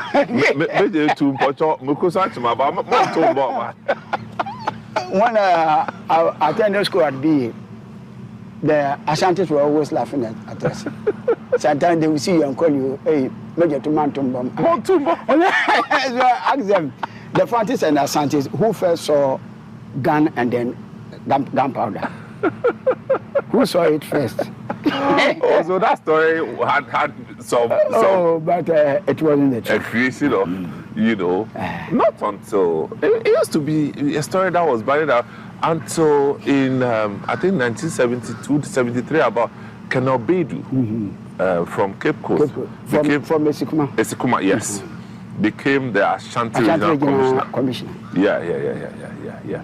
That's correct. Okay. So, the construction of the fort in Kumasi, Ashanti didn't like it. Oh, they didn't like it? Because you carried Pempe away. And then you want to become our king or what? Our king. So in 1900, governor of the Gold Coast, Sir Frederick Hodgson, Frederick Hodgson, yeah. Went to Kumasi. And at Adeba with the Ashanti chiefs, told them they should bring the golden stool for him to sit on. That he was the Queen's representatives. There you bring his stool. So Ashantis have been defeated. So in the 1873 campaign, so they should bring the stool for him to sit on. Okay. And also demanded the war indemnity of the 1873 campaign.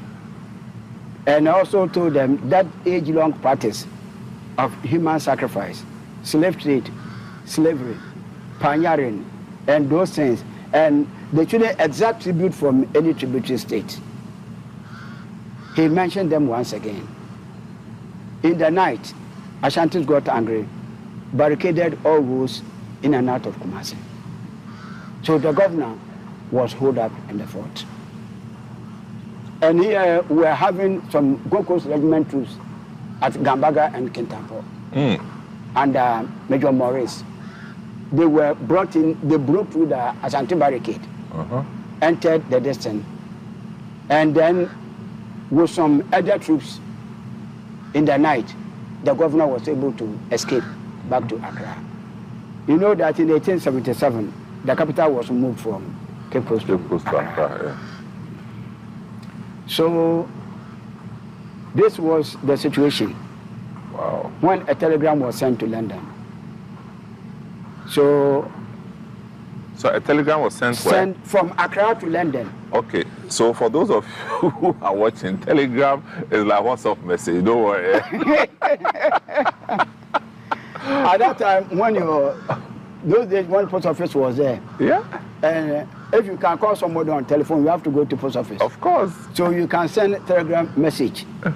Then they will say, let's say to Kofi Mensah, mother seriously sick.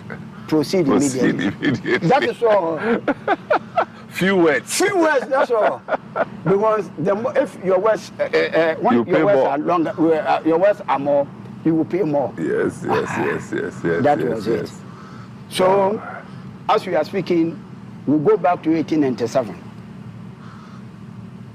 The Admiralty, the War Office, the British Foreign Office, and then Indian Office met, and the Committee of Imperial Defense was told to organize troops in all British colonies to support the British Navy, the Royal Navy, in case of any future war.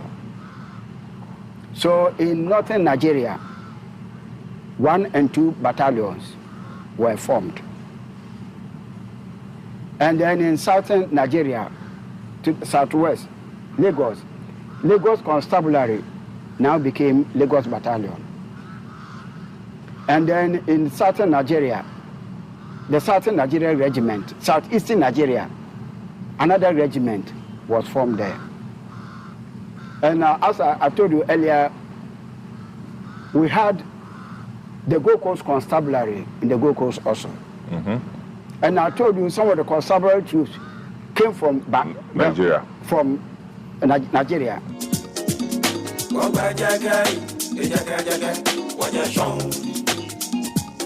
This is the Citi Breakfast Show, the city's biggest conversation. Bet365 is now officially available in Ghana. My G, if you love sports, there's no better way to get a piece of the action. Build your own personalized bet with Bet Builder and select from popular markets on the biggest sports. You fit make multiple selections within a single match. For example, in football, you can choose first goal scorer and both teams to score to create your bet. Charlie, visit the official site at bet365.com.gh. Over 18s only. Terms and conditions apply. Please gamble responsibly. Push! Congratulations! A bouncy baby. It's time to feed your baby.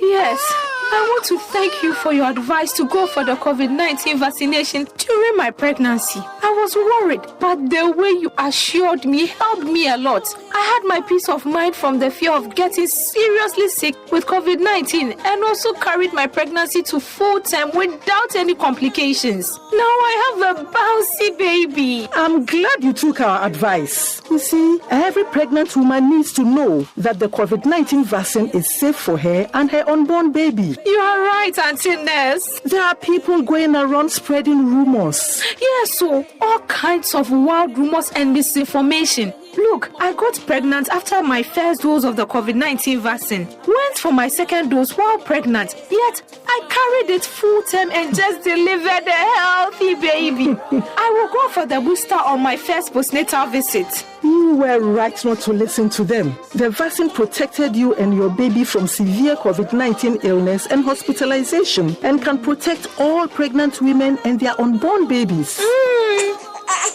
Hey, please, attend to your precious baby. My beloved baby. The COVID-19 vaccine is safe for pregnant women and their unborn babies. Protect yourself, protect your baby, get vaccinated now. This message is from the Ministry of Health and Ghana Health Service with support from USAID and partners. Keys. What could be simpler than a key? Who doesn't have a key? A car key, an office key, a drawer key. But there's one key that rules them all. The house key. The key to a place we call home. The key to the home where everything comes together. The key to a home that is our own. A home where we make life happen with our families and loved ones. Adoha has been working hard for over 30 years to make home ownership within reach for many. Say yes to property with Adoha. Your dream home is one call away. Your dream home is a few clicks away. Visit our Accra project, The Place, by calling 030-2789-757. How relevant are your skill sets with your evolving role in the workplace? At Benchmark, we only provide high-quality training in globally recognized professional credential to enhance your personal value in ACCA, CFA, FRM, including practical business application courses in financial modeling, computerized accounting, and many more. Contact Benchmark Learning Center, Okponglo Junction, Legon, or visit benchmarkghana.com. Be smart, be outstanding. Benchmark. Enjoy the best of convenience and security on AT Money.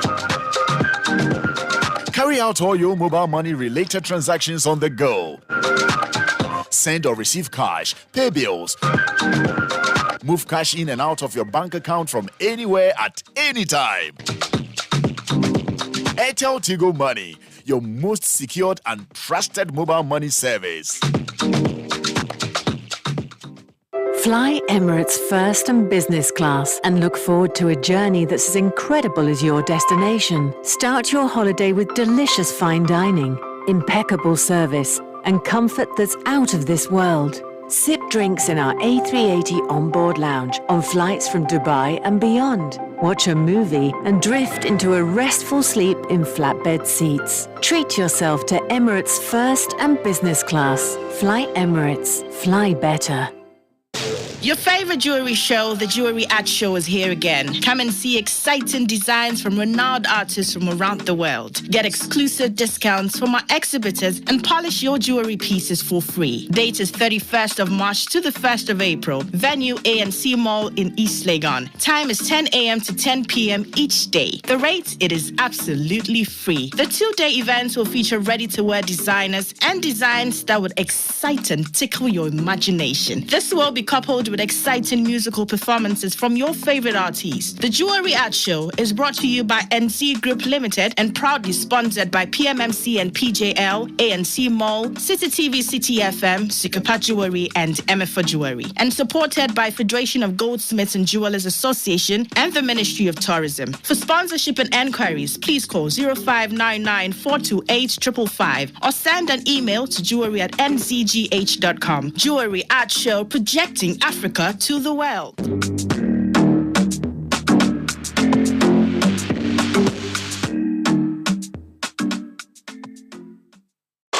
City 97.3. Accra. Welcome back. And that was a heritage series conversation for the morning. And that's how we wrap it up on this morning's edition of the Citi Breakfast Show. Earlier, you heard from Bernard Avle, or you heard Bernard Avle, Richard Delaskai, Godfred Akotubuafo, and myself, Nathan Kwasho, produced by Fred Jabano, Caleb Kuda, Godfred Odum supported us on technical. It's time for the news at 10. Caleb is here. In the news, minority in Parliament